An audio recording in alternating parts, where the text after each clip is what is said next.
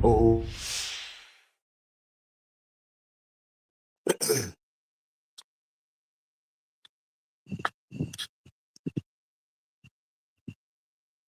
okay. Let's see if everything is working. We definitely had some technical issues down to the wire, and they're still looming over our head where the show may not be able to go through. It is crazy. It is crazy what I had to go through even to come this far. I've been sending messages to Neil to let him know the show was canceled. And then at the last minute, through my phone, I got in. Now I got to make sure he gets in. So I've been sending him some messages and hopefully he gets them. I don't know what's going on here, but I don't know. Let me know if you can hear my voice. Let me know if you can hear my voice. I see Kyla Monk on and Sister Queen Diane. Let me know if you can hear my voice. I definitely have to get him on to do this presentation because we postponed it already, several times. And we can't keep doing that. So let me know if you can hear my voice. I'm going in through my phone, and we have a power outage in the area that happened right before the show. So I had to go in through my phone, with the phone and the local internet, uh, which takes over once my phone. Okay, can you hear me, Calamon? Can you hear me? I want to make sure you can hear my voice, but this is coming through. I'll have to type this in.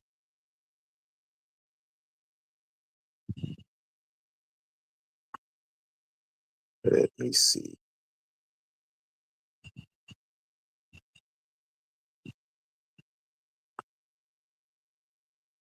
All right, now, see if this can go through. Let me see. Okay, good, good, good. Let me leave and send another email to Brother Neil to see if he can come in.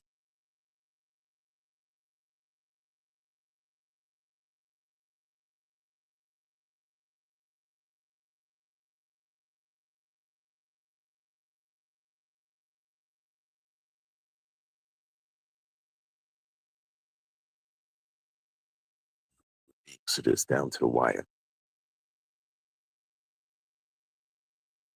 It's like a conspiracy theory. That's the way it feels, or a conspiracy rather, not a theory, but conspiracy. Okay, let's see if he will come in. I sent him the link again.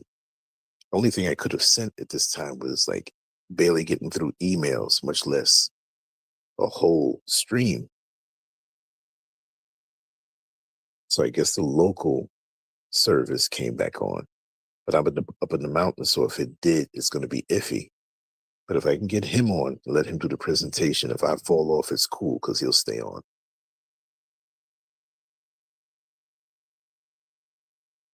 He's usually prompt in answering his emails, so maybe he'll see them in a little while because he was ready to slam this one out of the park. I'm going to hang on for as long as it takes until I get something back from him. Oof. It's still beautiful out here, and even though it's pitch black in the mountains, except for a few solar power, I got some solar lights around here, so I'm good.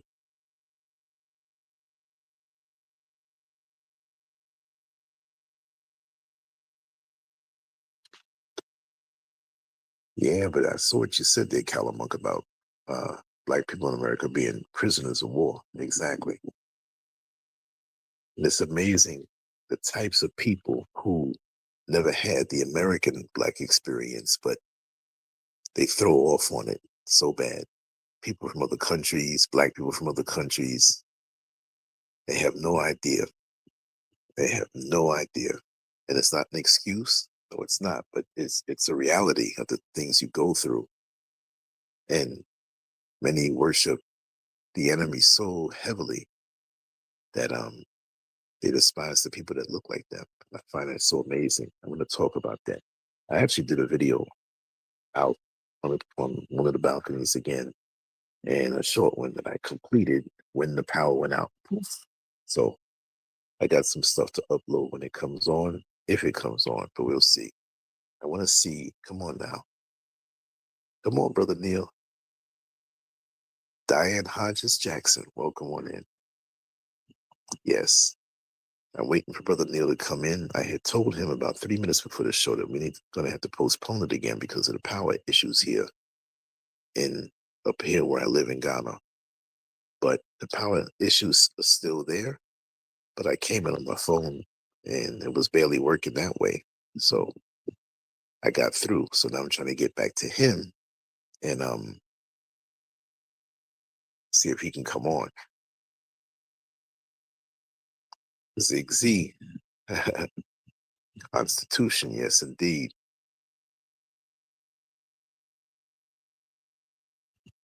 I hope he sees this message and comes on because he said he wanted this show to be a 3 hour show.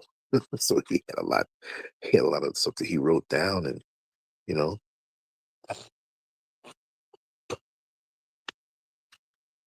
it's so peaceful out here though. So tranquil and peaceful. To make sure I get a really great signal, I came out on one of my balconies and I don't know what's going on. Of all times too. I hate when this happens. And it happens a lot when we have our show with Brother Neil. Like right before something will happen. I'm serious. I'm serious. It's some type of AI, something. It can't be just a human being. There's gotta be there are things that happen on the internet that I'm convinced. And it's not like I know more than anybody else. I'm just saying because I'm on it so much and they talk about algorithms and I can see what happens, especially with myself. Not even just power outages, but things that little glitches that happen. And it's like on purpose. There's sometimes there's procedures I have to go through when I'm writing something or I'm doing some editing or whatever to save it, just in case stuff goes down. And sometimes I post stuff and it never goes up. That's why I do it on other platforms like, LANCESCURV X, which is Substack, because they have their own servers and I can upload my videos directly to their servers and it has nothing to do with YouTube.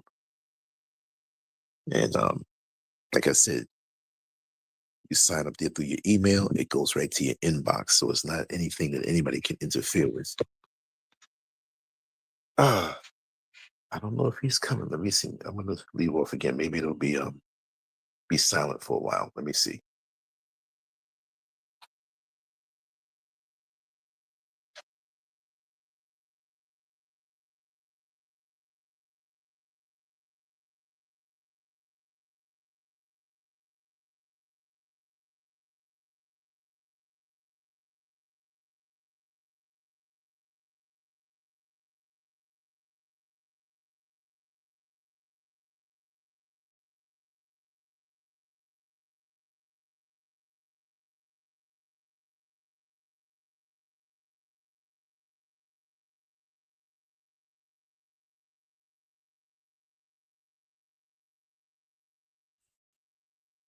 Okay, let me I send him another message just to keep it interesting. Let me see. I put the link up inside the room if anybody wants to chat until he comes, if it's possible. Let's see if that works. But you're right, brother. They don't want anything to okay, yeah, there's the link right there. Tracy G in the house. Had a little problem over here. We have a power outage up in the mountains here, which knocked out my satellite internet and the network locally, which is all over Ghana. It might be just this area that's been down. So I've been barely able to communicate with Brother Neil to let him know that the show was canceled. But finally, I got emails through. So he said it's okay to cancel the show. And about 90 seconds before the show came on, or maybe like a few minutes after, I got through on the phone. But here I am on the phone with knowing that he thinks the show is postponed. So I had to hit him with some emails right now, but evidently he didn't get them yet. So I'm waiting to see. I didn't want to let this show just go and you not know it, and everybody not know that there's problems. And even I didn't know I would be able to get in because I could have gotten in earlier and changed the time to another day or whatever. But I don't want to keep doing that. If that ever happens, this is the reason why. But it always happens when I do the show with Neil. There's always something that happens right before. This is why I record a lot of stuff and then upload it where it has to go through lots of times, unless it's something that I really, really want to do live, So it is what it is. It is what it is. We had to work through that. I'm going to go inside. I hope this doesn't interfere with the signal that I have. But if it does, I'll come back out. It's nice and cool. Matthew White, welcome on in. Let me know if you can still hear me at this point. Like I said, we got the power outage going on and stopped everything. I hope Neil can eventually come in. If he doesn't,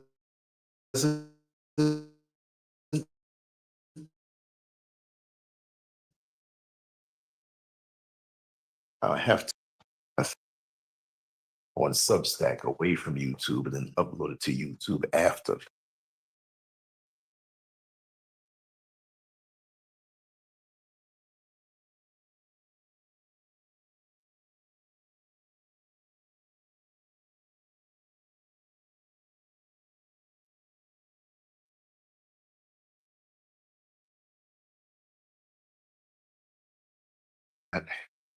And I hope you can hear me. Just give me a thumbs up or hit number 1 if you can hear me. Because I'm inside now. So I can last as long as my batteries last. But they've been taking down millions of channels, anything. So they let AI take over. To do Tac Dog that wasn't trained to stop biting you up. You know what I mean? They're going crazy with this information, but nobody. Again, I'm inside now. Let me know if you can.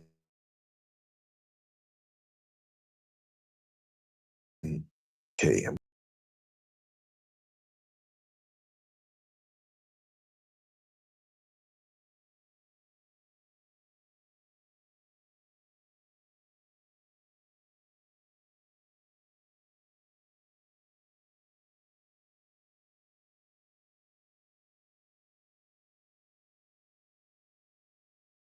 I'm back. I'm back. I got knocked out. Yeah, Tracy. Yeah. See, there's definitely something going on because it's about control, but they're knocking off people's channels. That's letting you know. Well, these are not our platforms anyway. We don't own them. You see, we don't own them at all, and we've gotten used to being on it so much and complacent and relaxed and stuff. So, like I said, I would suggest that everybody, um, with their email, get on a Substack. That's right. That's LANCESCURV X. Actually, that's my custom domain name for there. I'm not promoting it because I'm making money from it. Like I gain nothing from it. Okay. There is a paid part of it, but I don't require that. It's not necessary. I don't take any money from anybody. I still have a Patreon that I want to take down. And I still have like Cash App and PayPal, but you don't hear me hawking people for that.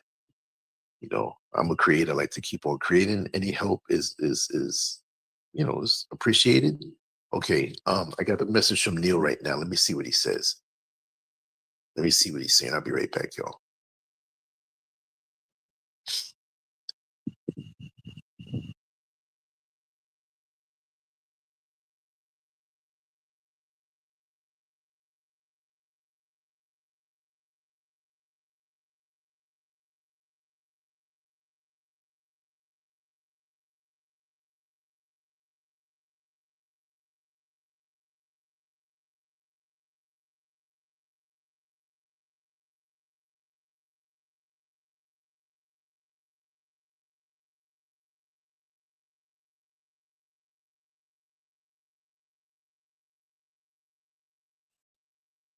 Okay, I thought that was Neil.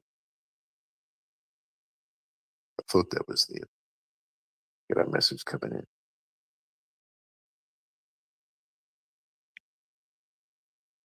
Ah, okay, Dark Crypto, I see a message there. Would you say you are their slaves? Get rid of government and elites and watch how fast things happen.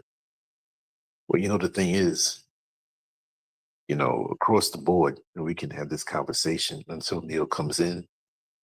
The topic of the show is not what we're talking about because this is supposed to be a presentation by Neil. I got a power outage going up on here in the mountains here, so my signal's a little iffy. But yeah, we can do that overnight. But too many people are connected to and addicted to the amenities of this high tech world and how easy things are now. And really, is it easier? Because me personally, I I'm trying to detox myself away from these things, and that's going to be mean me eventually, and not a long time from now, getting off of the internet. Or if I am on the internet, being on it in a limited way, right? And taking my name off of all of this stuff. What I mean by that, and I'll tell it because I really don't care. There's going to come a day when I'll be creating content, but probably once a week's worth that I'll upload at one time. I'll have an account, but it won't be mine. It'll be somebody else's a good distance away from where I physically live. Okay, the power's back on. Is it? I think it is. Hold on.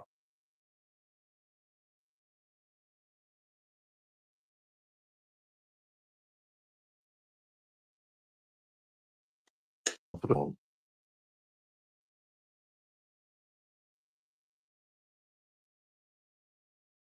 I'm on the top floor. I'm actually now I can probably just call Neil. When I go down my staircase on the phone, my signal falls off. So if I fall off for a second, bear with me. Bear with me. Like I said, I really want to have Neil.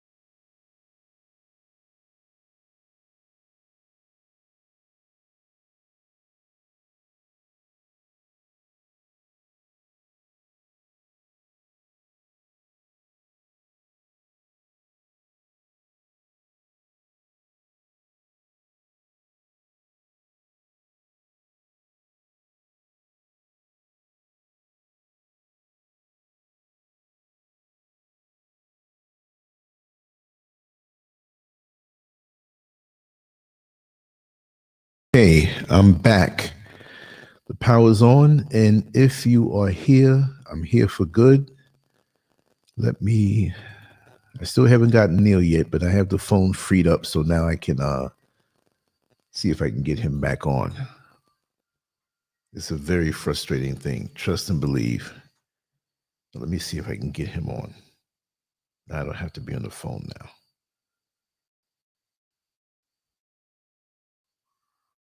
This is when you have to see your technology. Not going to allow that. Okay, let me know if you can hear me. Let me know if you can hear me. Yes, I see you, Tracy. Callum Monk. Yes. Okay, let me I don't know if he went to go ahead and continue with his schedule, but let's see. I don't even know if the messages that I was sending to him actually went through. That's the catch. Okay, let's see if we can do this now. Okay. Yeah, thank you, Tracy. Thank you. Thank you so much. Yeah, this is I don't have a team like 5 people and we're all, it's like when you're doing this thing, you got to wing it. The little problems come up, you got to wing it. Okay, let me get on this Gmail. And okay, I don't even know if he even got this message.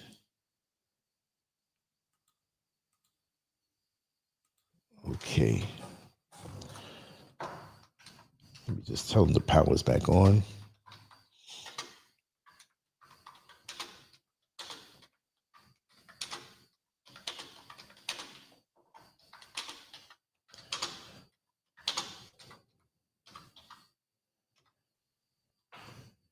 Let me tell him to come on in. Whew. You just don't know behind the scenes doing this stuff. It can be very frustrating. You got to love what you do. It can be very frustrating.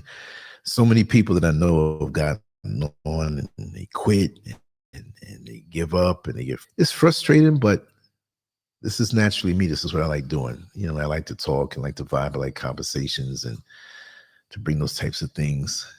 Let me see something. Let me see. All these things are popping up on my screen. Come on, Brother Neil. Let me see if you get this message.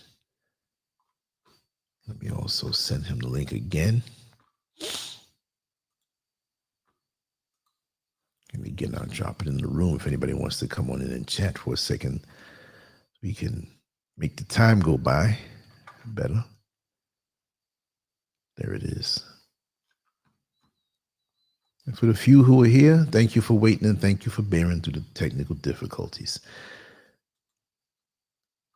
Okay. I gave him the link. I don't think he's getting these messages. Let me try through the other email. There's more than one way to skin a cat.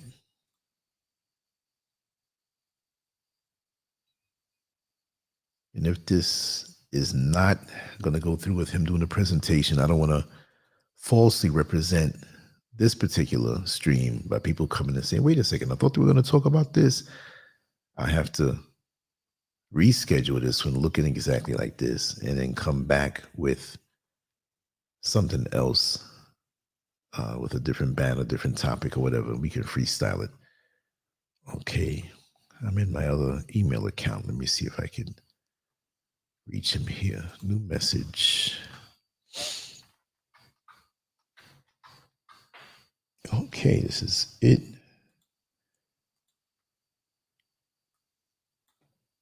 Let me make sure. This is so weird.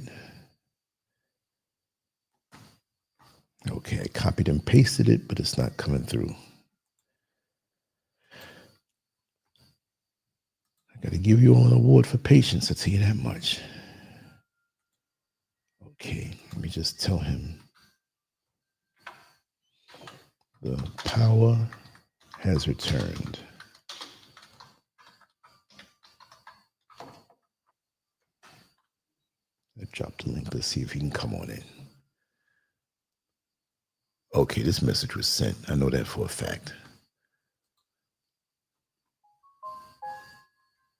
And it was some work that I was uploading that I don't know if I'm going to have to start it all over again. Let me check and see. Does actually come in. Brother Neil, where are you? You're right, Tracy. You're right, Calamont. It's warfare, and they want us to keep us emotional. They want to keep us frustrated. You know, it's got to be to the point where we have to be so focused on our personal mission. Now, I'm not saying it has to go this extreme, but we have to be so focused on where we're going, right? Whatever our downloads require of us, that if our foot gets chopped off, we just keep walking. You know what I mean? It has to be that way. This really and truly, with their platforms that we're on, this is child's play. This is their game. This is what they want. The minute we can detach from this, and I don't mean just the internet, but we're going to have to go to some kind of alternative ways of communicating, and it won't be instantly as efficient as this because we've gotten accustomed to this. We're going to have to take a few steps back to make a few steps forward. You know, and this gift of the internet, it was only to trap us. It's only, just like I said in the other video, it's only a trap. Get us complacent, get us telling all our business because we got used to doing that. If you can remember back in the day, there was always that woman, oh, I'm not going to get on there and tell all my business. Then 3 or 4 years later, she's telling all of it. You know, it's they studied us though. They've studied us for a long, long time. And they know how to pit us against each other, come up with different divisions, and we're at war with each other.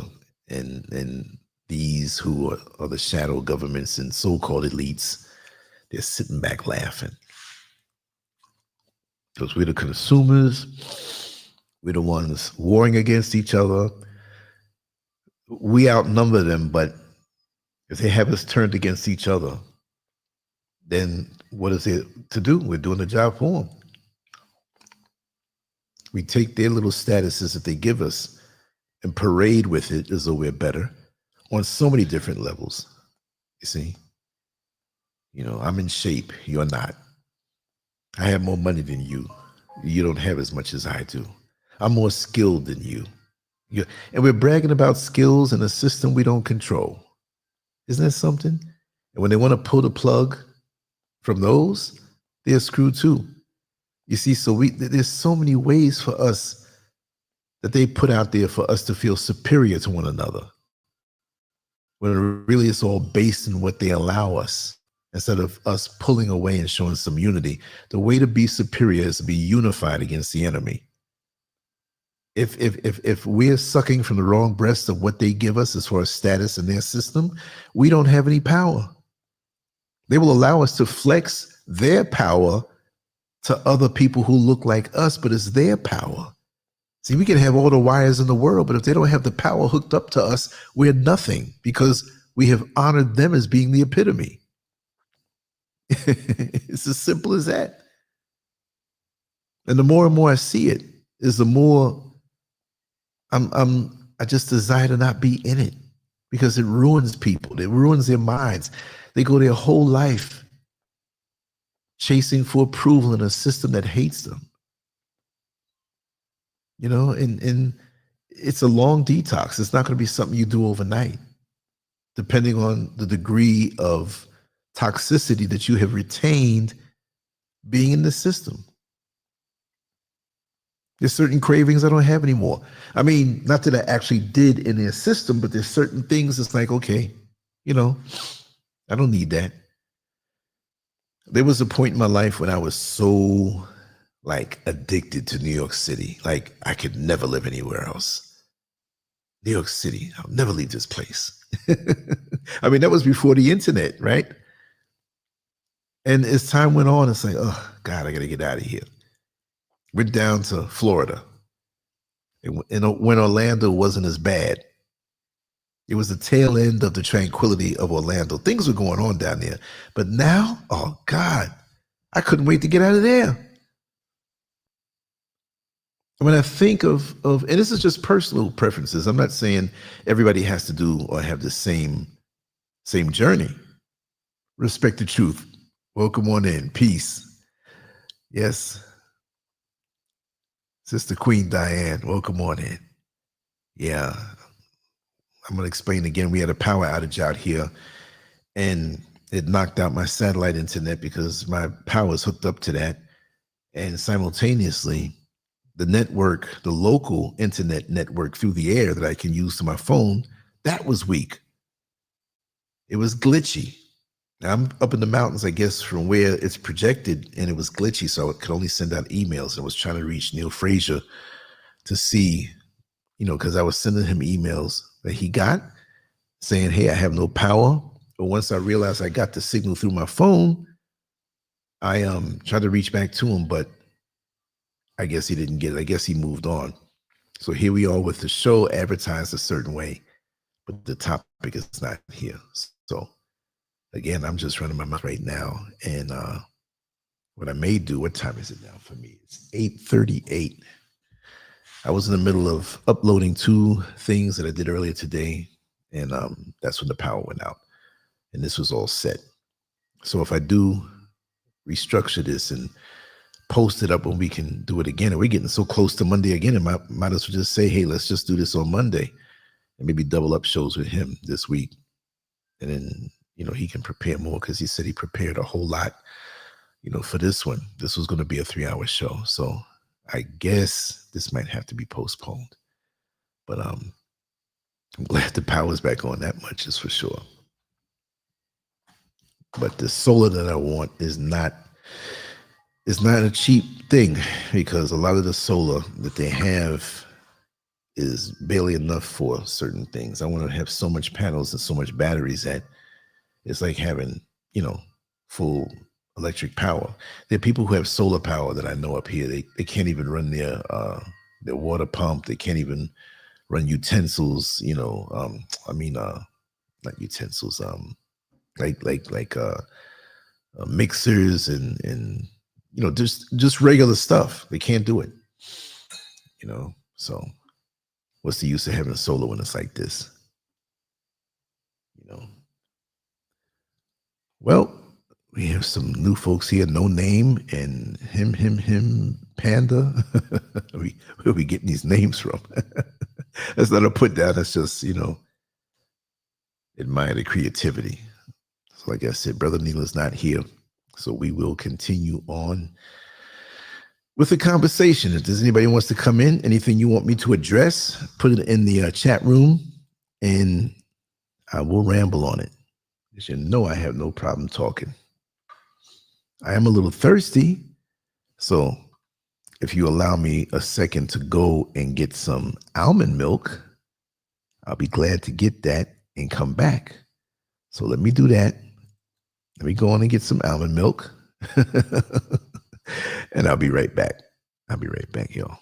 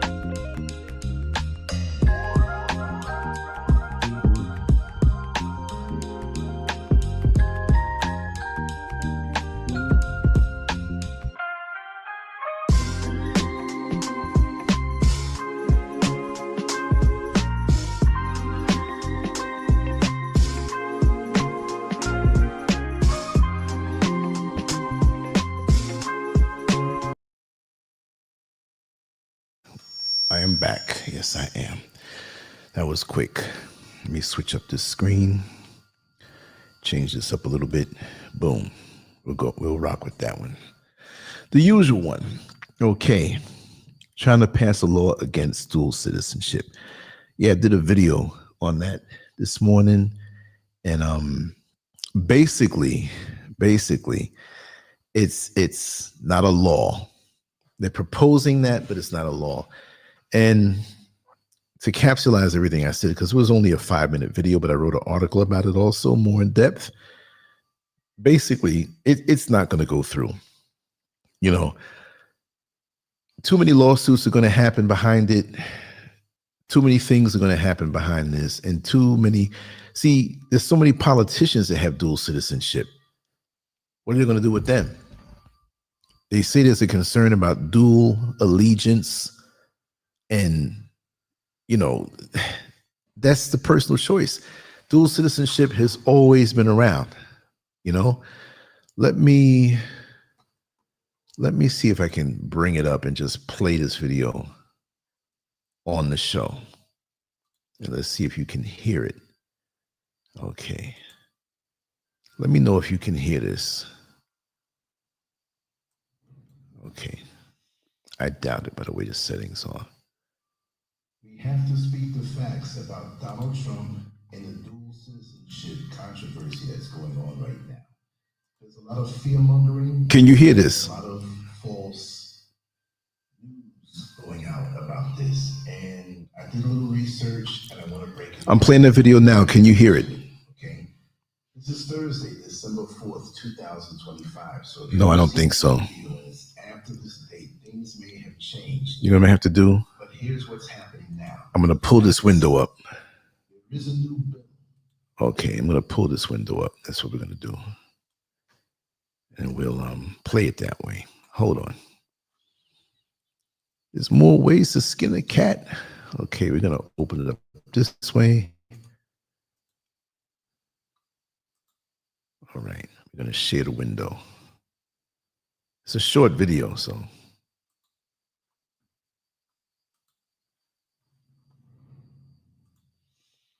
Okay, this thing keeps opening up independently. Hold on. Technology. Bear with me, family. I guess this is a bear with me night. Okay, I think I get it. I'll get it now. Hold on.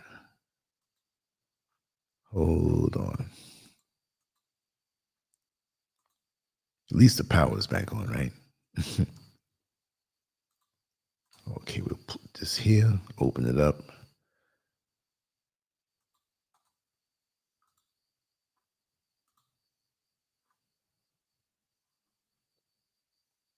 All right, where is it? Okay.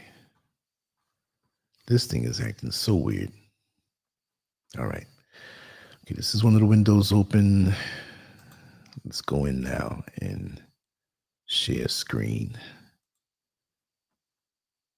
Okay, let's share this. I don't know if you can see it or not. I'll take it off. Let me take this banner off. Okay, there it is. Now, let's just make this full screen. All right, let's make this full screen. All right, let me make this play, and you should be able to hear this now. Hold tight. We have to speak the facts about Donald Trump and the dual citizenship controversy that's going on right now. There's a lot of fear-mongering, and there's a lot of false news going out about this. And I did a little research, and I want to break it down. Let's get right into it, okay?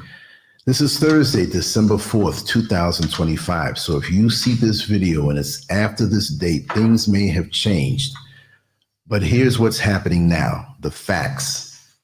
There is a new bill in the U.S. Senate named the Exclusive Citizenship Act of 2025, introduced by Bernie Moreno, a Republican from Ohio. If the bill becomes law, it would prohibit U.S. citizens from simultaneously holding citizenship of another country. Under its terms, people who currently have dual citizenship would have to choose within a set period, either renounce their foreign citizenship or give up U.S. citizenship. The default, if someone does nothing within the time frame, would be that U.S. citizenship is considered relinquished. The bill is relatively new, just proposed. Okay, I'm gonna start it back from the beginning since you didn't hear everything, so you don't miss anything. We have to speak the facts about Donald Trump and the dual citizenship controversy that's going on right now.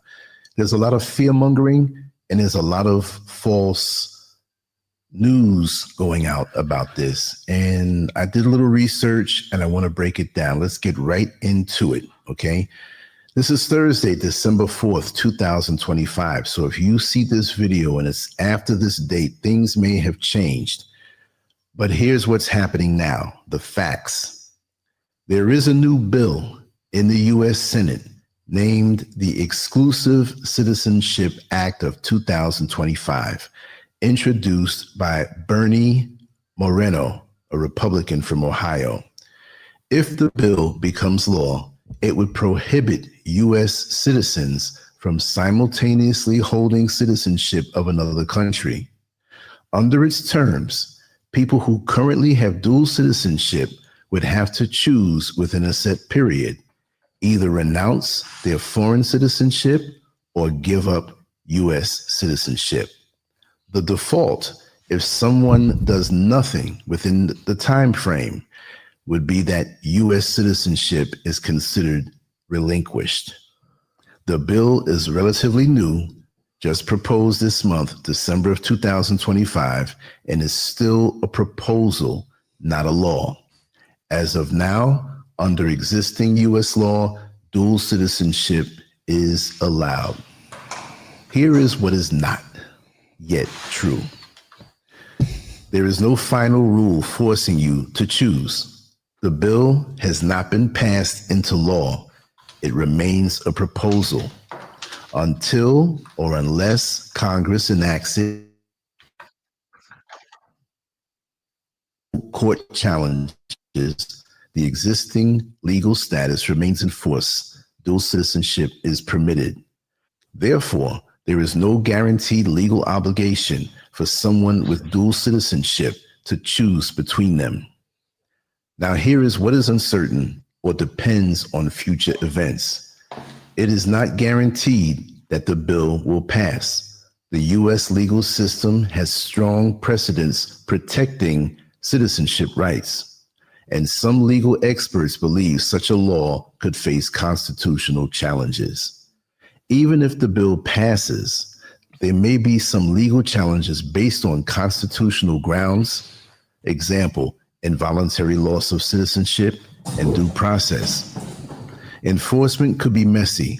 Tracking dual citizenship, enforcing renunciations, and dealing with diplomatic inter-country issues can create complications. What this means for you if you hold dual citizenship, given what we know right now. As of today, Thursday, December 4th, 2025, you are still legally fine to hold both citizenships, the U.S. citizenship and the citizenship that you have in your foreign country. The proposed law has not yet changed that. If the bill becomes law, you might, in principle, be forced to choose. That means renouncing your foreign citizenship or your U.S. citizenship. But at this stage, it is proposed, not a certainty. It's more accurate to treat it as a possibility and not a done deal. Additional context and why some people are comparing this to previous dual citizenship politicians. Historically, many U.S. politicians and public figures have had dual citizenship, U.S. and another country, which shows that dual citizenship has been tolerated until now. The bill is being promoted under arguments that exclusive allegiance and concerns over divided loyalties. but the existing legal tradition in the US and in many other countries has accepted dual citizenship unless legislation overrides it. Okay, let's just capsulize this and just say the bottom line. It's true. There is an active proposal that would force dual citizens to choose between US and their other citizenship. To pick one, at least not now. It is accurate and honest, not fake news, to say that dual citizenship might be challenged soon.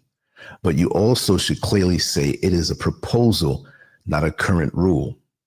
Because there is uncertainty about passage, about legal challenges, you're right to treat this as a watch this space situation, not a done deal.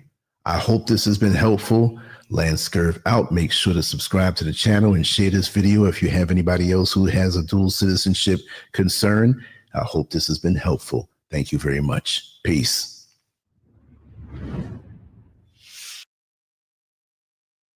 Okay, that was it. I have a longer article on LANCESCURV. I'll drop the link here for who wants to see it. Just give me a second to clear some stuff up because when the power went out, I was in the middle of a lot of things. So, yeah, you know, they want to keep us there, but they don't want to pay reparations. They pay reparations to so many other people and currently still do to the 1948s. We don't get anything. The 1940s just came on in and we deliver it to them, you know? And the Holocaust that we go through is continuing, and, you know, they want us there, but they don't want us. They're really scared since we have the mindset of wanting to leave that we'll take the money and run. Those of us who are smarter, because there's so many of us that'll still stay there and keep the money there. And okay, I didn't even know the screen was open like this. Yes, Chance Rogers, we be scurving them. The topic that we are supposed to have tonight, Neil Frazier's not here. We had a power outage minutes before. We canceled, postponed it, and then I got a chance to get on through my phone, and then now the power's back on. So I hit okay. Calamunk is here. Let me open up the screen. Scurving them. The topic that we're supposed to have tonight, Neil Frazier's not here. We had a power outage minutes before. Okay, we got a little echo over there, brother. Let me remove this screen. I don't even have my camera hooked up yet, so I'll keep you in the middle. Well, now I got to run to the answer the call to nature. I got my almond milk, and so now since you are center screen, brother, I'm going to ask you to drop a few words until I get back in 2 or 3 minutes. I'll be right back. Is it okay? Yeah. Go ahead. Yeah. Go ahead, brother. Man, go get your almond milk, because I still got some of mine's left too in the refrigerator. Anyways, what I see getting down to it is that they want us to stay here and continue to be good slaves and to buy into the system that has never looked out for us. And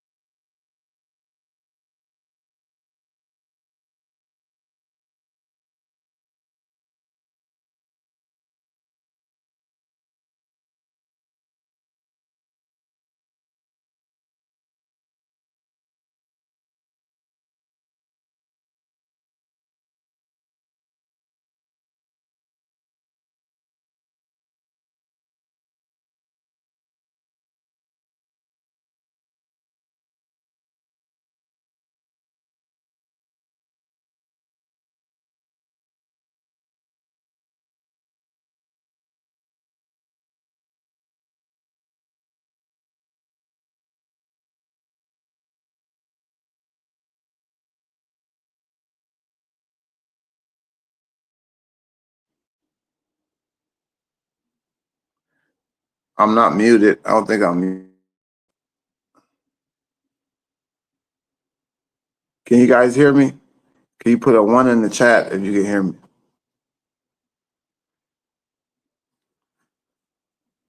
I think something's going on.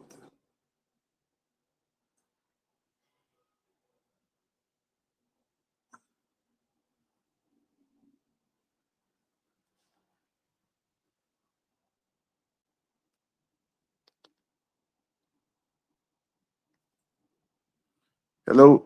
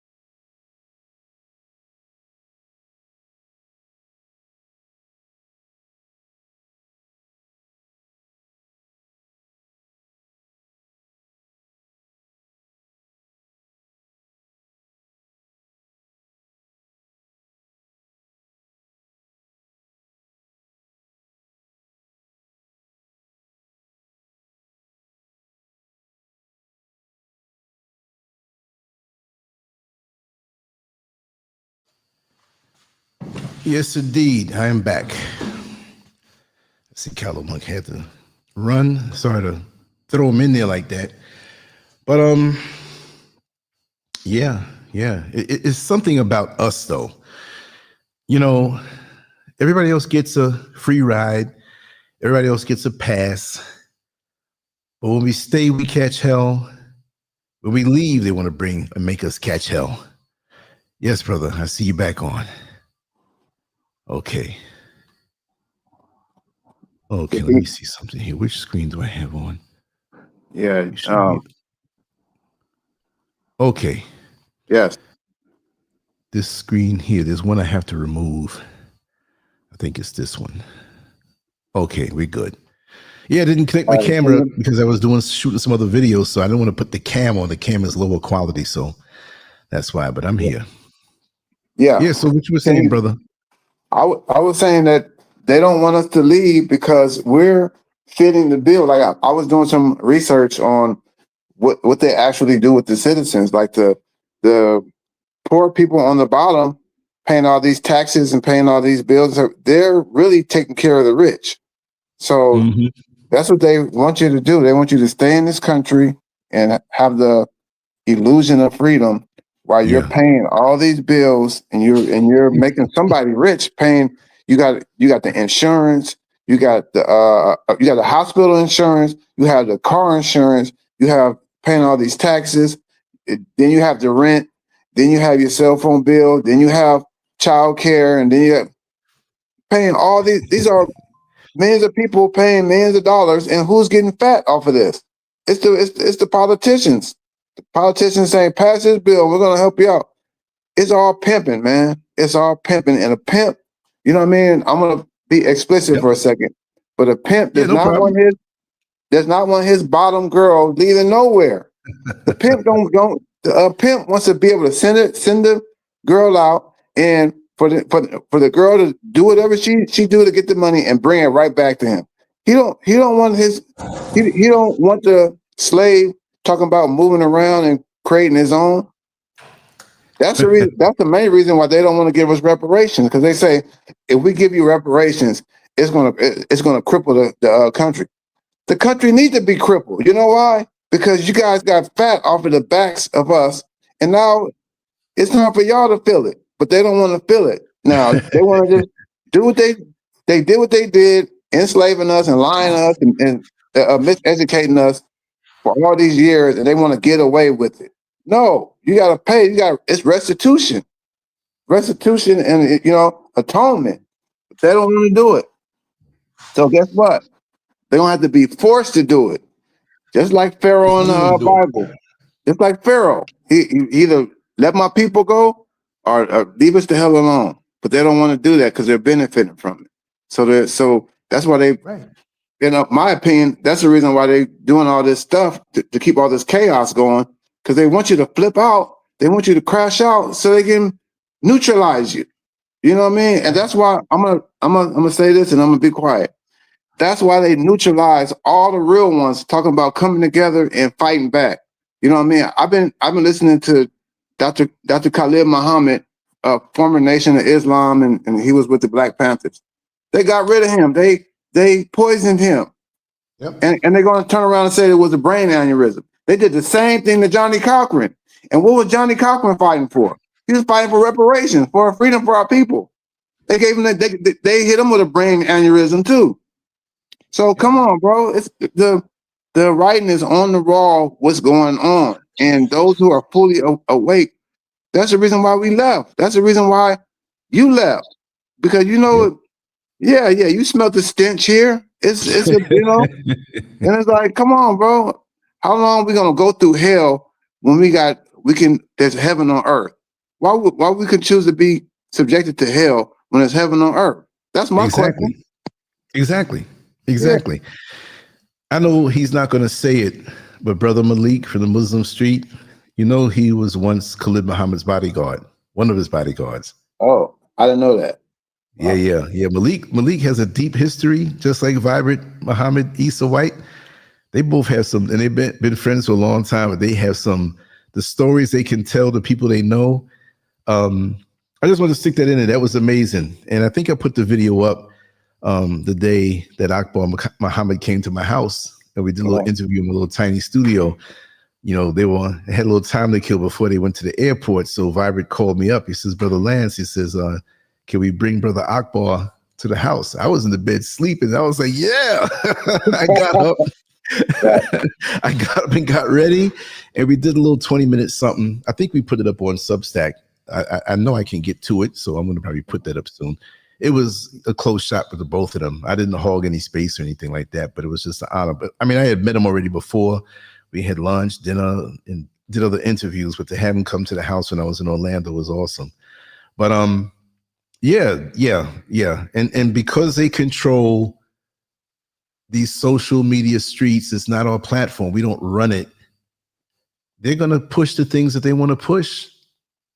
And they want to have things to make us feel as though the general consensus of what's out there is against us, and we're in the minority. And they'll let certain voices thrive and grow. They will. And we can't let them formulate reality in our minds to us thinking that, well, you know, powerful to think. We got to know that. And we are a threat just being who we are. And I do feel that they know more about us than we know about ourselves in general. There's something about us that is so powerful that if we connect the dots somehow and just ascend to who we're supposed to be, this wouldn't be happening. For them to stay in power, we've got to stay ignorant. Yeah. And they want us talking like this. They want us divided to carnal level, on a very low carnal level, or antagonistic against each other. So we eat each other up like a cancer. Yeah. And never thrive, because they can't see. Here's the thing too.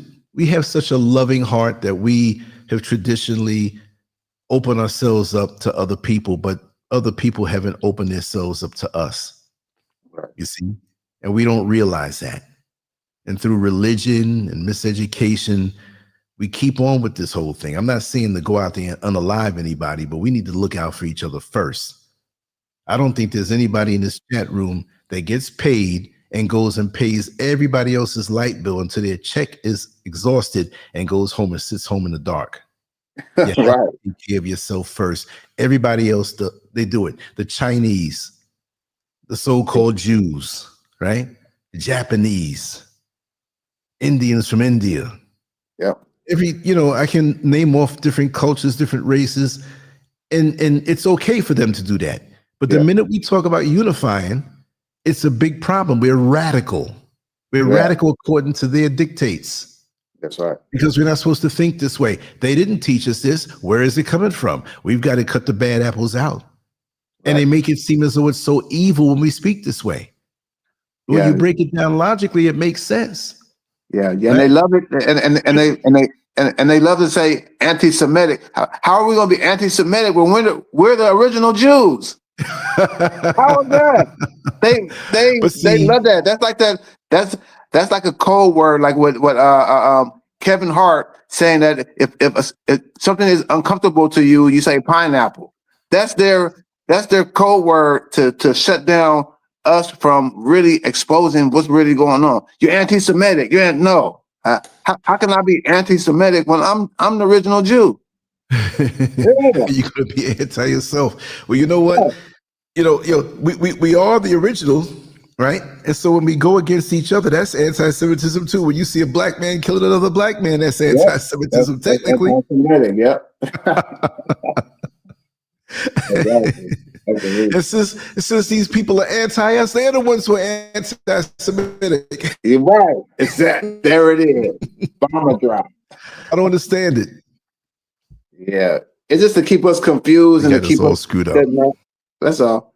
They don't want to speak it out and take an action, because there's one thing to talk about it, but it's also when you pull back on buying their products, or saying people boycott this and don't buy this.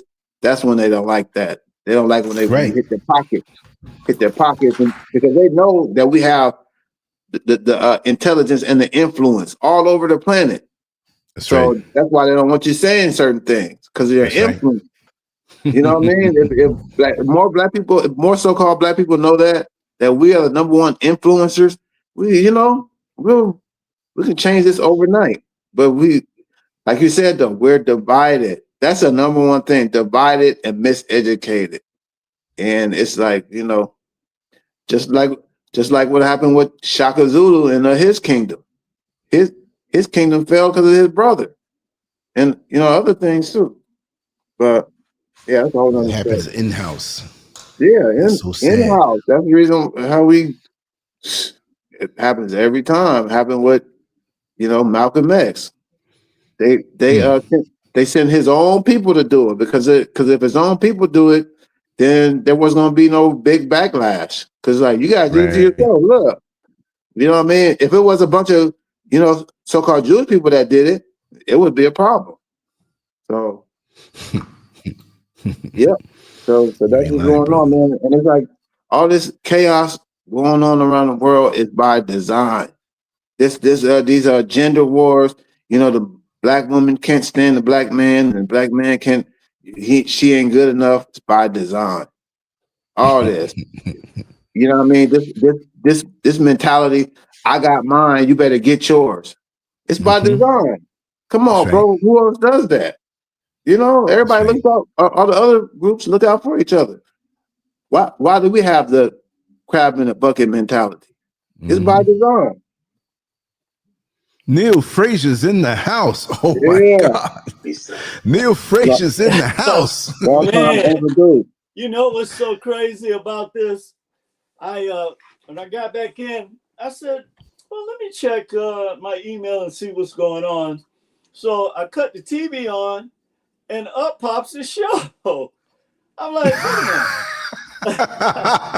we were waiting for you, brother. I sent you some emails. I know you probably, I don't know how the sound is coming through for Brother Neil. I don't know if this is something on my side. I have to just check again and make sure. Yeah, I'm sorry to interrupt you. I see you got a brother there, but I need to run to the restroom. I'll be right back.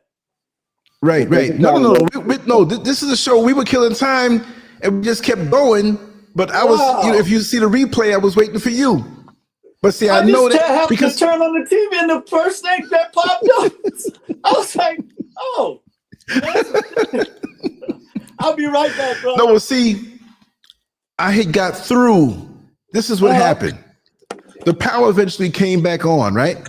Okay. And before that, it was okay. It's two things I want to explain, so this is weird. This is weird, right? Wow. The power.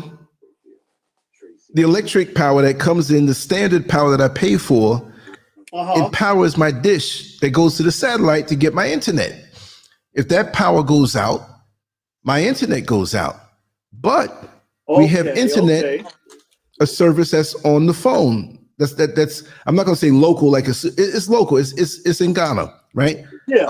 MTN, right? So my phone, but that service went down, and it wasn't because of right? Wasn't because of the power locally here. That just happened to go down. So I was That trying to sound go like a through there and come back on combination and punch. set the show up. It sound And like that's a why, combination. yeah, I'm telling you. So I I went out on the terrace, I went out on the balcony and tried through the phone, and it was slow.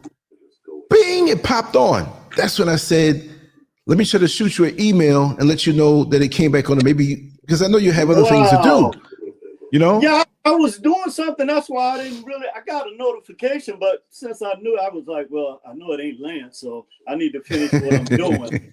Hey, but I'll be right back. Yeah, take your time, brother. Okay. Did everybody else hear Brother Neil loud and clear?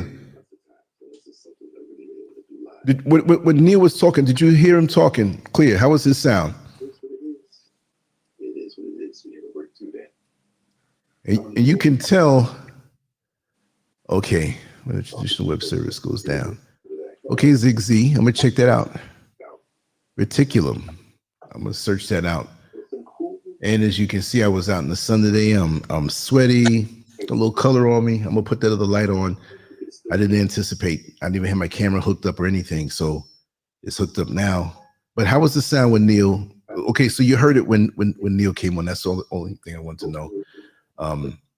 Because sometimes the settings, there's so many different settings on this, and I'm gonna actually let me stop this feedback. I got this too loud. I got to get another pair of headphones and the speakers and all this stuff. This stuff is, you know, stuff breaks down. You got to get more, you know. Oh, thank you, enlightened one. Thank you so much.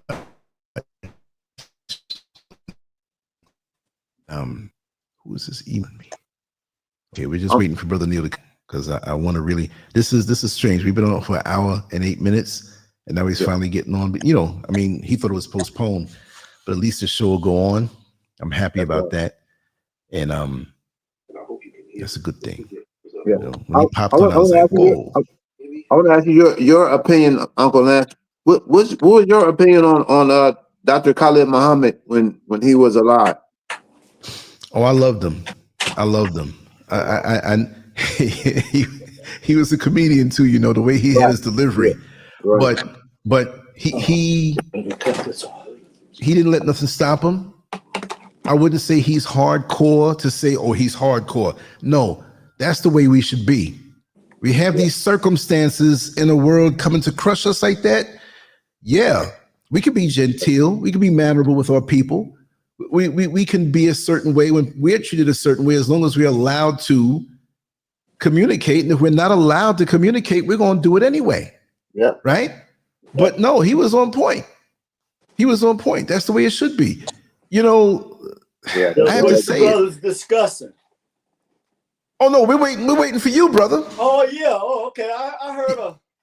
Yeah, no, I'll finish this part up.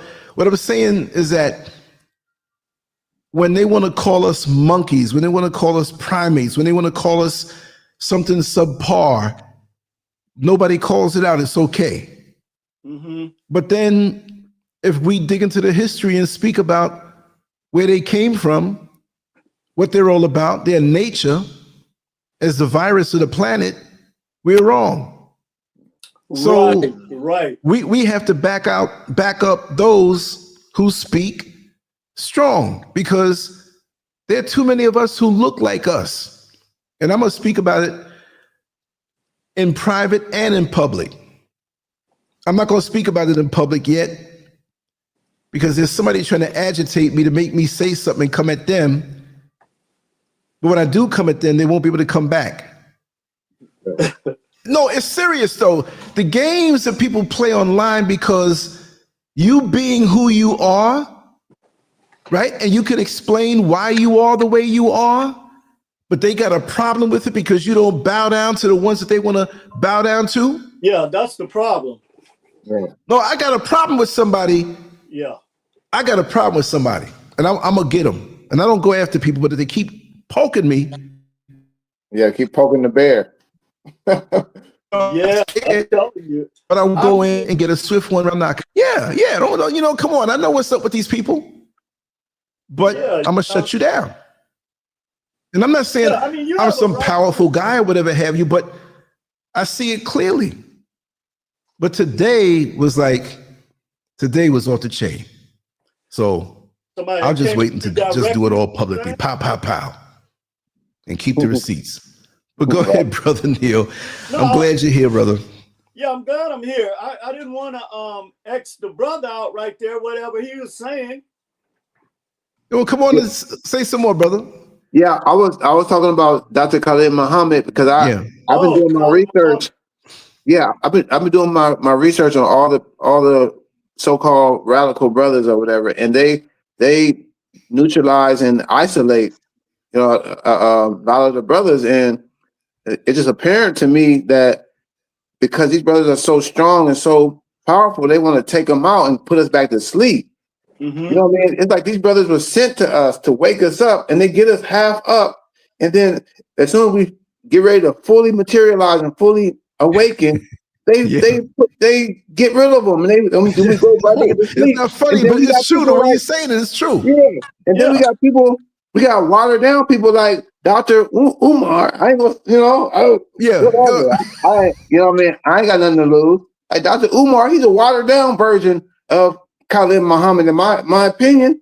And it's like, they give us these watered down individuals that wasn't as fiery and wasn't as effective as the real ones.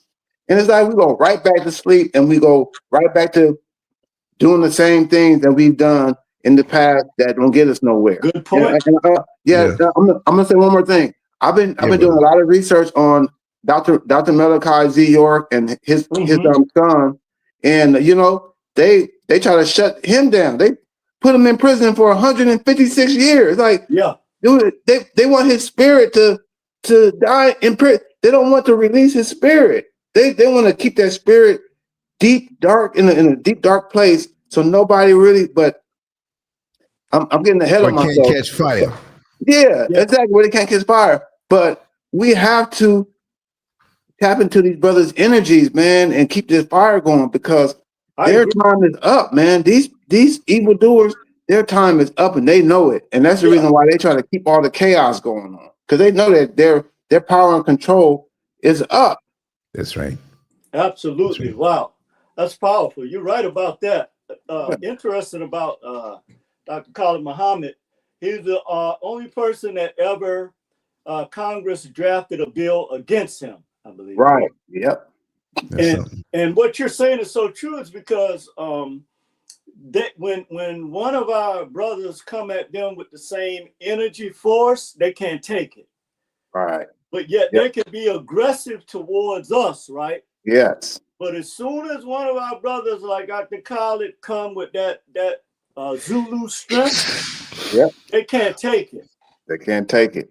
So unfortunately, like you were saying, we get people that mimic certain things. It's a watered down version. My whole thing is, as long as you're in your lane and you're not diverting from the central message, right, you can deliver it, because we have different levels of how we supposed to punch, the old tool analogy, right? Yeah. So if you're trying to be a hammer, but you were given the gift to be a screwdriver, and see, that happens a lot too, where we want to mimic other people. We have to use the gift that we have and that strength, and also stay connected to that spiritual energy you're referring to. Right. Solid.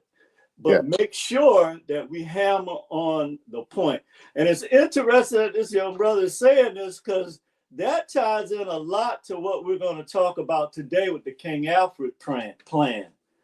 And we're going to break that down, and how they have always gone after, as you appropriately said, our strong brothers. Yeah. And right before Dr. Khalid was assassinated, in my opinion, he was organizing the youth. He was doing a million youth march. And they was like, oh no, you going after our youth and connecting with our young people, and our young people listening to him and say, Dr. Khalid said, Dr. Khalid. They're like, we got to get him up out of here. That's their biggest fear. Boom. Then I'm not sure too long after that, Johnny Cochran went, right? Or was it around the same time? About around the same time, yeah. Around the same time, they took Johnny Cochran out, and then they took Khalid out. That was done on purpose, man. Yeah. And that's why I say black people are prisoners of war, bro. We're prisoners of war in this country, and there's more than enough stats and facts to back it up. Well, you're gonna love this presentation today, because what you're saying, maybe it was meant to be.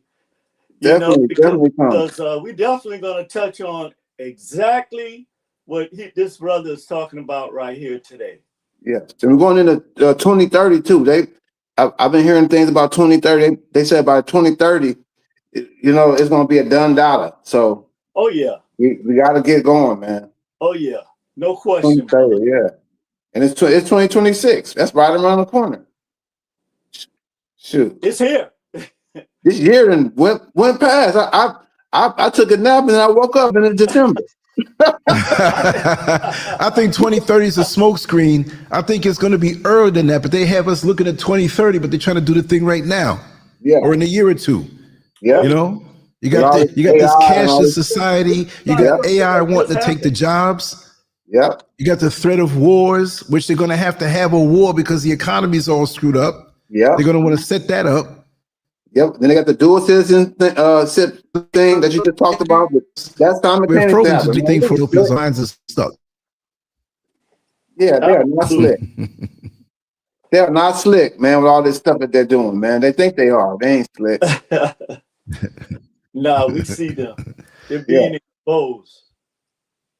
Well, brother, if you guys are ready, I can get into the presentation. I'm sorry I was. Oh, we're ready, brother. Ready, willing, and able. Okay. So as we were talking, and the young brother was talking, and what you were talking about, Lance, it's still amazing to me. How long did you guys carry on the program? From the time that the show was supposed to start, we were talking from about 4 minutes after I came on. And we were basically just waiting and kind of tarrying to see if you'd make it in. I sent some emails, but I said, well, probably you already started on with the rest of your day. So we kept talking, kind of waiting. As time went on, I said, okay, you know, we'll restructure it and postpone it, put it out again. Yeah. And boom, we started talking, and here you are. So wow, it worked out good. That's a good timing. So today I just want to greet you as always, brother, and the family. I'm gonna open this window a little bit, up in here, and yeah, always glad to be back with you guys. Actually, even whenever we do the show, it still feels like Monday. Still have that energy. But very important topic today, rhetoric versus reality. The government is against its own citizens, or rhetoric versus reality. Mm-hmm. And it's very important that we discuss this issue, because what's happening now in this country is there are things that we are not privy to that we need to start paying attention to now. Yes. Because of the legality involved in what can be done and what is actually being carried out actually had its roots in the 1960s. So the reason why we're talking about this today is because now more than ever before in our society, this absolutely 100% can happen. The information we're going to share today is it was released to the public or unclassified. It's from the Library of Congress. It's actually called code name Rex 84. This was a readiness exercise or preparedness exercise by the U.S. government using the military and all of the other agencies in the United States. So this particular plan actually correlates with what we know as the King Alfred plan, which was a fictional story that was told by this person. I guess he was an insider who was privy to this type of information and knowledge that the public did not even become aware of until 1987 with the Contra, the Lieutenant Colonel Oliver North and the Irene Contra. Yes. So that's when the public became aware that these documents existed. It was originally signed by LBJ, and it included Blacks only. And we're going to deep dive into this today. And we're going to look at, because again, they have the ability to deflect our attention.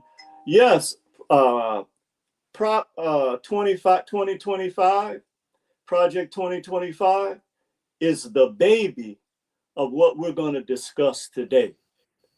Okay, so as I said, it was originally signed by LBJ in 1960 that included Blacks, the only dominant minority at the time.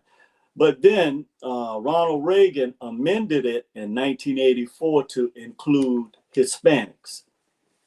And the gist of this document we're going to go through today is that in the event of widespread and continuing coordinated racial disturbances in the United States, the King Alfred Plan, at the discretion of the president.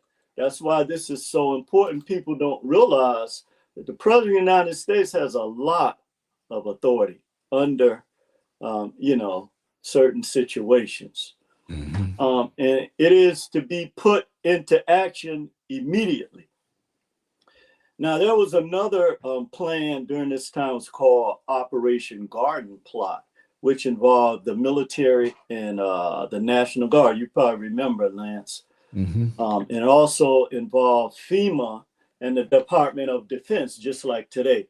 So the thing that we really have to look at with this situation that we're dealing with now, and this King Alfred Plan, Rex 84, is the severity and the weight of it and the actual manifestation of it now in our major cities all over the United States. So on June 27, in 1988, President George H.W. Bush signed an order, that basically that all U.S. installations or military installations be turned into prisons.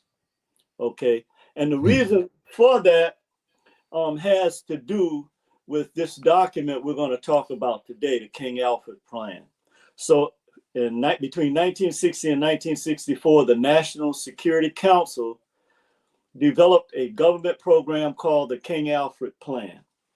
Well, that's what it was referred to as. It was Rex 84. The plan included and focused on four main areas that we see today: the arrest, the detention, the encampment, and the extermination of Black people in the United States. Now, this was very critical at the time, because we know what J. Edgar Hoover had in mind when he put these plans into motion. Okay, so again, this plan, it focused on the arrest, detention, encampment, and extermination of Black people in the United States. And in 1984, this plan was amended to include Hispanics. So that's why we see what we see going on today. It's no fluke, okay? This has been in the works for 60 years, okay? We know 60 is a celestial language, because this is when things manifest, like the Dogon and their Siggy every 60 years. Mm-hmm. But so a policy planning study entitled Rex 84, or now known as the King Alfred Plan, or readiness exercise. And in 1984, Bravo was a classified scenario and drill developed by the U.S. In February 1948, George Keenan, a State Department planning staffer, stated that the U.S. has 50% of the world's wealth while having only 6% of the world's population.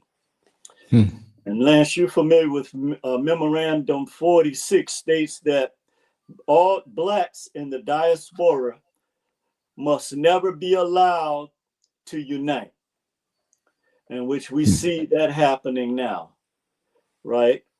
And in 1995, Memorandum 200, the national security brokered by then Secretary of State Henry Kissinger, stated that a reduction of the rate of population, or the depopulation plan, is vital to U.S. security. And since we will require large amounts of resources from less developed countries, but yet you get 80% of your resources in the United States from these so-called underdeveloped countries, right? And leaving them in shambles. Yep.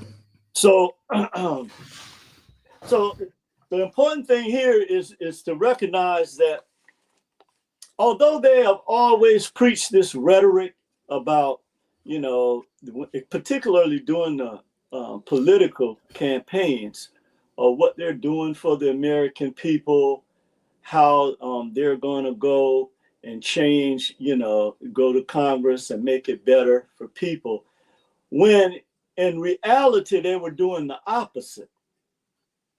Okay, and when we look at these congressional records, we're going to see exactly what they had planned, which we see being manifested today in the streets of America, even though they want to say, yeah, Project 2025 is just a baby of the King Alfred plan. And we'll see today what we mean by that. So the objective of the King, or the King Alfred plan, codenamed Rex 84, is that minority members will be unseated by the president, the minority members in Congress. So here's another thing that people don't realize, that the president has the power to remove people from Congress, providing you have a weak Congress like we have now. And this was one of the things that the founding fathers of these documents did foresee, that this could happen. Okay. So Lance, if you want to put that picture of the tents up there that I sent you, I don't know if you got the yeah, I got 6 photos from you. Okay. And okay. There's such a small thumbnail that I know it's hard to make out on the screen. I got my computer back a little bit, so I may hit the wrong one. Let me see. Okay, but these pictures will kind of bring home. Yeah, right there. That's good. Thank you. So there it is. As you can see, the reality of what the cities in America look like is like this. Okay, but it's a reason for this.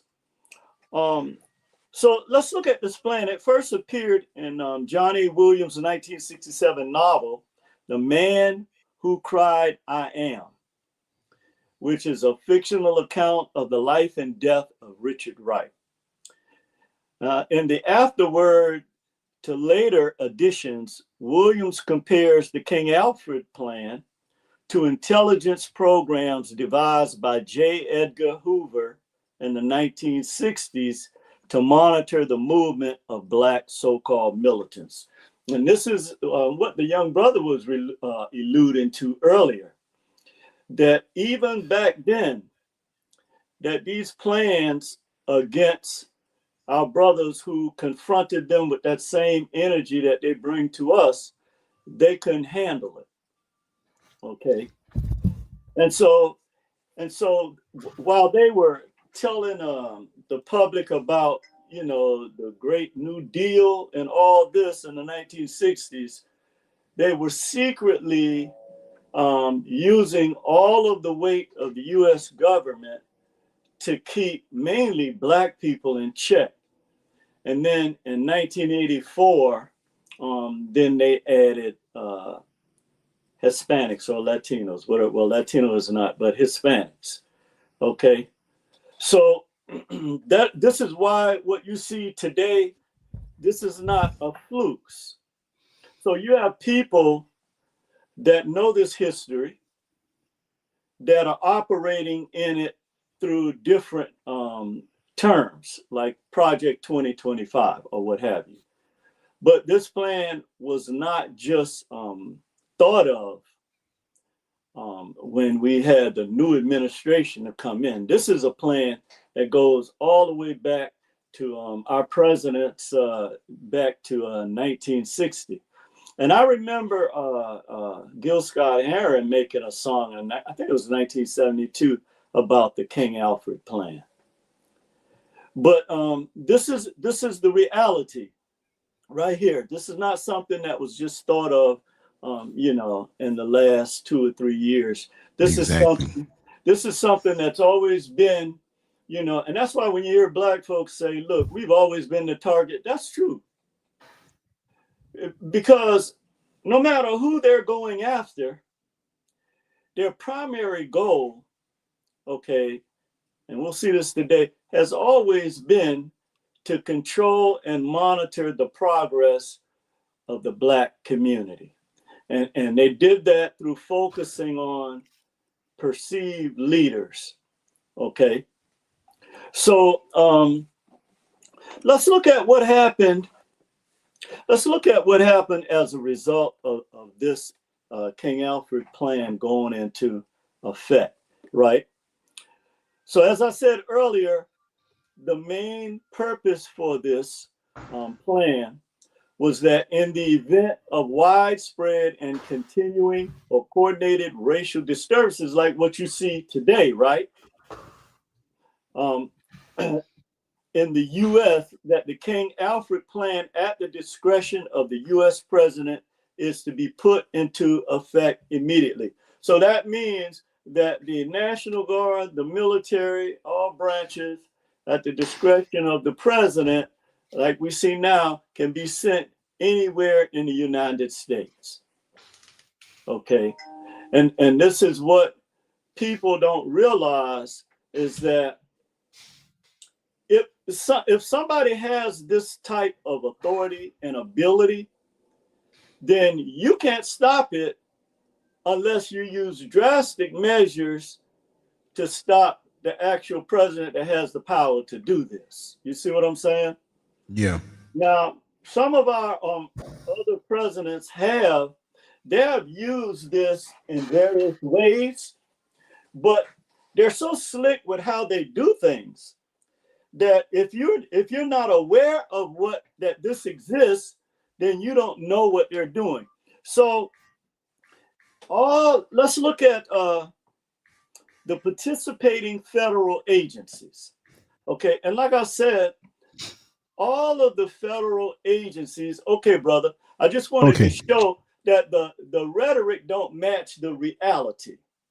Okay, the reality is, particularly here in California, but I know from, you know, what I see in other states all around the country, that this is the outcome of what this plan was. Because people don't want to realize this. Yeah, there are a lot of whites and people of other cultures that are, you know, in this condition, but a large percentage of Black people have been hit hard by these policies and live in these conditions. Okay, so now we see, let's look at our most powerful 8 federal agencies: the National Security Council, the Department of Justice, the Central Intelligence Agency, the Department of Defense, the Federal Bureau of Investigation, the Department of Interior. Okay, and also participating state agencies, that will be under federal jurisdiction if this plan is declared. The National Guard units and the state police. So, and then when you get to the local level, the local agencies that are under federal jurisdiction, of course, is the county and city police departments or sheriff departments. So this is a serious situation here where people are not aware that this can potentially happen. I think in some of the larger cities where you see this actually happening, that people are more aware now of the fact that this type of power and authority can affect any city or state in the United States. That is a fact. So I wanted to show some of the things that happened as a result of these plans, and now that it's being instituted. If you put another picture up there, Lance, I could roll with. Sure. Yeah, I could roll with it. But even before 1954, is that okay? Great. Even before 1954, when the Supreme Court of the United States of America declared unconstitutional separate educational and recreational facilities, that racial unrest and discord had been very nearly a part of the American way of life. Now, this was a memo. Are you seeing the picture, brother? I'm not Oh, seeing yeah, it I from see this. the picture. Yeah, thank you. Oh, okay. Yeah. Okay, I don't see it on my end, so. Oh, you don't? Okay. Yeah, something weird going on. But Okay. when you're ready to take it down, I'll take it down. Okay. All right, just let me know. So the viewers are able to see it, right? Yeah, let me check with them if they can see it. Okay. That's the main thing. Can you see the photo that Neil has up? Listen to the chat room. Can you see it? Okay. Calamunk says he sees it. Okay, great. Yeah, it's seen. Yeah. Okay, great. So now again, before we get into the picture, I want to make this statement that one of the first memos we see is from the National Security Council. Okay, and this memo, well, I'll just read it. It said, even before 1954, when the Supreme Court of the United States of America declared unconstitutional separate educational and recreational facilities, racial unrest and discord had been very nearly a part of the American way of life.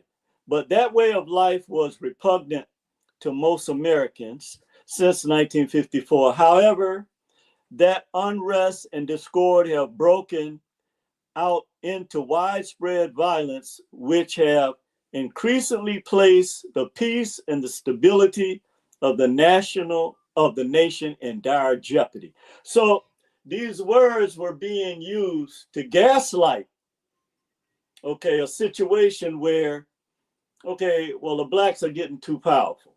Okay, so we got to do something about this, and that puts the nation in dire jeopardy. Okay, so and it went on to say that this violence has resulted in loss of life, limb, and property, and has cost the taxpayers of this nation billions of dollars. So here again, we see that they're trying to put the onus of the direction that the country is going in when our ancestors are fighting them back, to make it seem like we are a invading army instead of citizens of the United States. And that's the situation we find ourselves in today. It's amazing how this 60-year period has, reached, the energy of it has resurfaced 100-fold, because they saw us as adversaries, not as U.S. citizens. And they've always seen us like this, and they always will see us like this. And then they try to say that the violence that is caused by us fighting for our rights, whatever that violence may be, because we caught most of the hell, okay, then it's deemed as a threat to the nation, okay. And the end is not. And the other thing is, the focus was on how much money it's causing the taxpayers instead of the lives of the people that they were dealing with. And the end is not yet in sight. Okay, so this same violence has raised the tremendously grave question as to whether the races can ever live in peace with each other, and that each passing month has brought new intelligence that, despite new laws passed to alleviate the condition of the minority or Black folks, still is not satisfied. So they always use this line, this talking point, and this gets me when I hear these coons regurgitating this stuff, because they don't know real history. Because if they did, they would not repeat this stuff. Right. But clearly, they was, at the time, we were the model minority, Black folks. We were the ones fighting them in the streets for being discriminated against. So, and this plan, clearly, they said that if they had to put it into motion, then they would. So, and then they're saying that the little crumbs, we really wasn't getting crumbs back then, that we got, that we're still not satisfied. And I don't know what their idea of satisfaction was, but our people wasn't having it. And that's why, like I said, I always fight for our ancestors, because we would not be in the condition. Another thing, too, that people that come to this country don't realize. If it wasn't for Black folks, nobody from any other country would have came, because the same King Alfred plan would have had them in check. Well, it did have them in check until they got in bed with them. That's the only way. So, so it went on, this memo went on to say that demonstrations and rioting have become part of the familiar scene, and that troops have been called out in city after city across the land of our image as a world leader, and has been severely damaged. Now, listen to what they're saying. They're saying that because Black folks was demonstrating against, being beat down and shot down in the streets like dogs and treated the way they were treated, that the demonstrations was giving America a bad image. That's all they cared about. They didn't care about your rights or why you were fighting against the tyranny and the terrorism that was imposed on our people. They were more concerned about their image. And they said that this 60 years ago now, that if they had to send the U.S. military into every city, they would. So this picture right here is a recent picture of federal Black workers who were unfairly put out of their jobs, okay, by a person who grew up in apartheid and a neo-Nazi who don't care about Black people. And now they have these people who, a lot of them have given a lot to the country in their service as civil servants. But look how they're treated. Yep. And so this is always in a soup line. And this has always been their attitude. Okay, they really don't, to this day, they really don't care about the state of Black America. The reason why the Hispanics and other model minority groups now are catching hell, because this applies, I guess somebody figured out, okay, we have the authority to move on this, okay? And since one of our presidents, Ronald Reagan, signed an amendment to include Hispanics, then that means that now we have the authority, the legal authority, okay, to move against these people. And that's what we're seeing right now. So it went on to say that the minority racial war must be considered inevitable. Okay. So what they're saying is that when they use the word minority, just replace that with black. Okay. But I have to use the language that they actually have in the documents. Okay. The minority racial war must be considered inevitable. So what racial war are you? So, you know, at the time, again, we were looked at as an invading army. So we had the weight of our own federal government against the black community. I don't think many people realize the weight of that. So when you talk about the things, when you're talking about overcoming, you're talking about truly overcoming against this type of weight against black people. So look at and so the reason why I wanted to show this picture is because this is proof positive that they don't care about us as United States citizens, okay, as taxpayers. But America does belong to black people, okay? In fact, black people can be thought of as the foundation of America. Now, I know the word has been used for other things. That's not what I'm talking about. I'm talking about the spirit of black people, okay?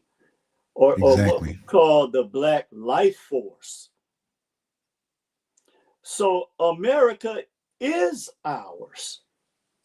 So don't ever let nobody tell you about, you know, you're not an American. You're more of an American than the people that invaded this country. Okay. So they want to take all the credit for everything. No. Okay. And that's why it's important. And that's why, you know, they're moving towards not shutting down just black history or erasing it, but also the real documented history of the United States. Okay, so it went on to say that the minority racial war must be considered inevitable. And when that emergency comes, look at the language that they're using, emergency, okay, against United States citizens. We must expect the total involvement of all, at that time, they said their census said we were 22 million, but they included all of us, the men, women, and children. 22, they said that they must assume that the total involvement of all 22 million members of the minority, men, women, and children for once this project is launched, its goal is to terminate once and for all the minority threat. Okay. The minority threat to the whole of the American society and indeed the free world.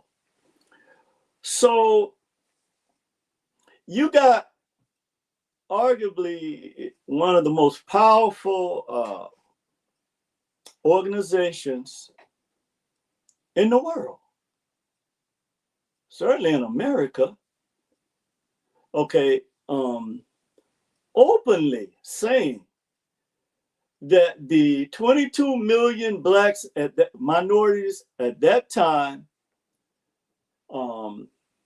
was a clear and present danger to American society. What American society are you referring to? Because again, blacks are more American than most people. So what are you referring to? Okay, brother. It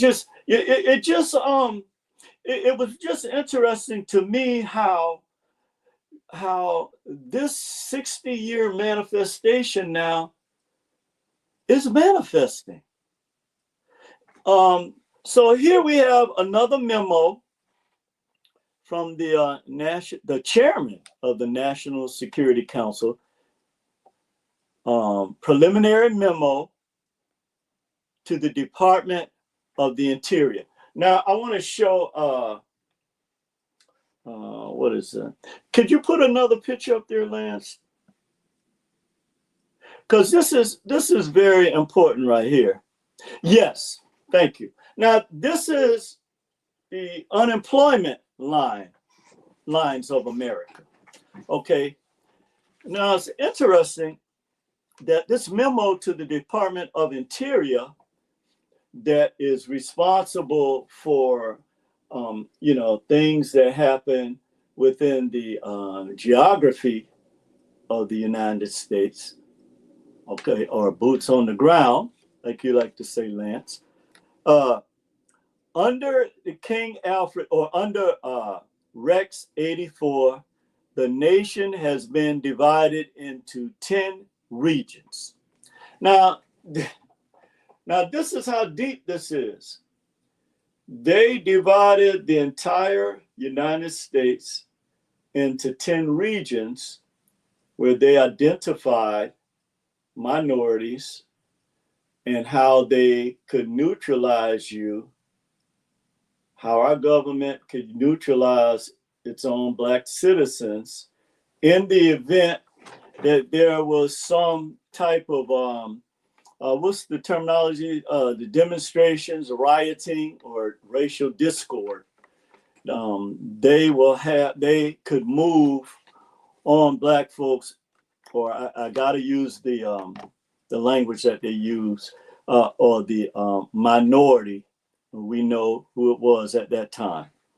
But in case of emergency, minority members will be evacuated from the cities by federalized National Guard units, local and state police, and if necessary, by units of the regular armed force using public and military transportation, and detained in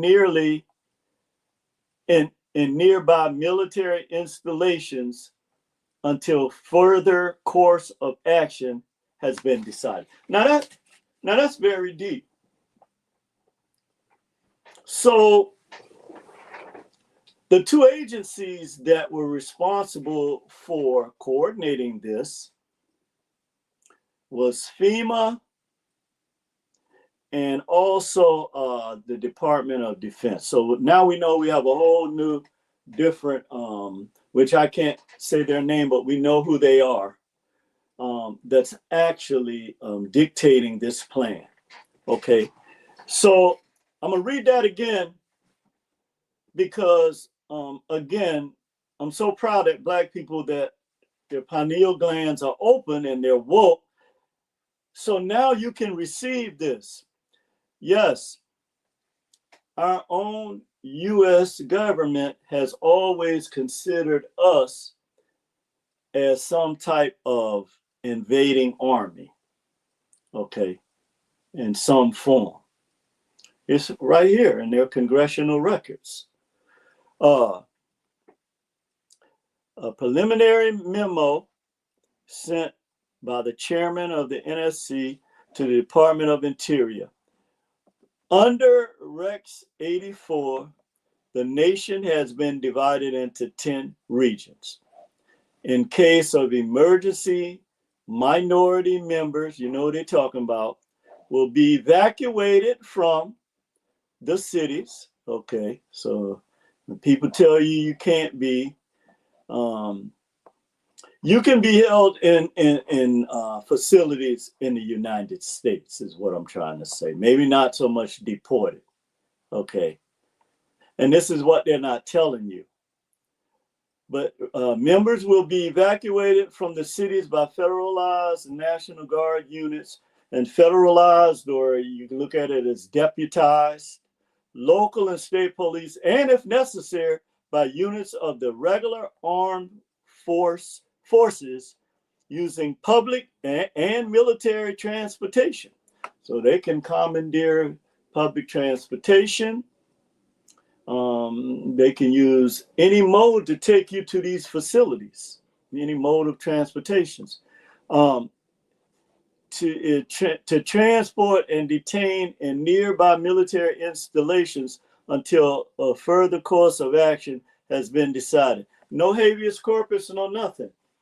Until who's going to determine what further course of action should be taken? And on top of that, how is it that, well, we know that George H.W. Bush in 1988 signed an executive order. That's why you saw a lot of these military installations being closed down. No, Lance, actually the one I wanted you to show, you see the two brothers that's in the prison orange jumpsuits? Yeah, Gotcha. thank you. Yes, sir, thank you. And so this is what they had in mind when this memo was sent out, okay, that under this emergency declaration, that minority members, you're looking at right here, will be evacuated from the cities by federalized or deputized. Well, I can't put that in because that's not in the records. But you know what I mean. The cities by federalized National Guard units, local and state police, and if necessary, by, by units of the regular armed forces or our U.S. military, using public and military transportation, and detained in nearby military installations until further course of action has been determined. Now, if you remember a lot of those old Nazi, where they show those trains, public trains transporting people to camps,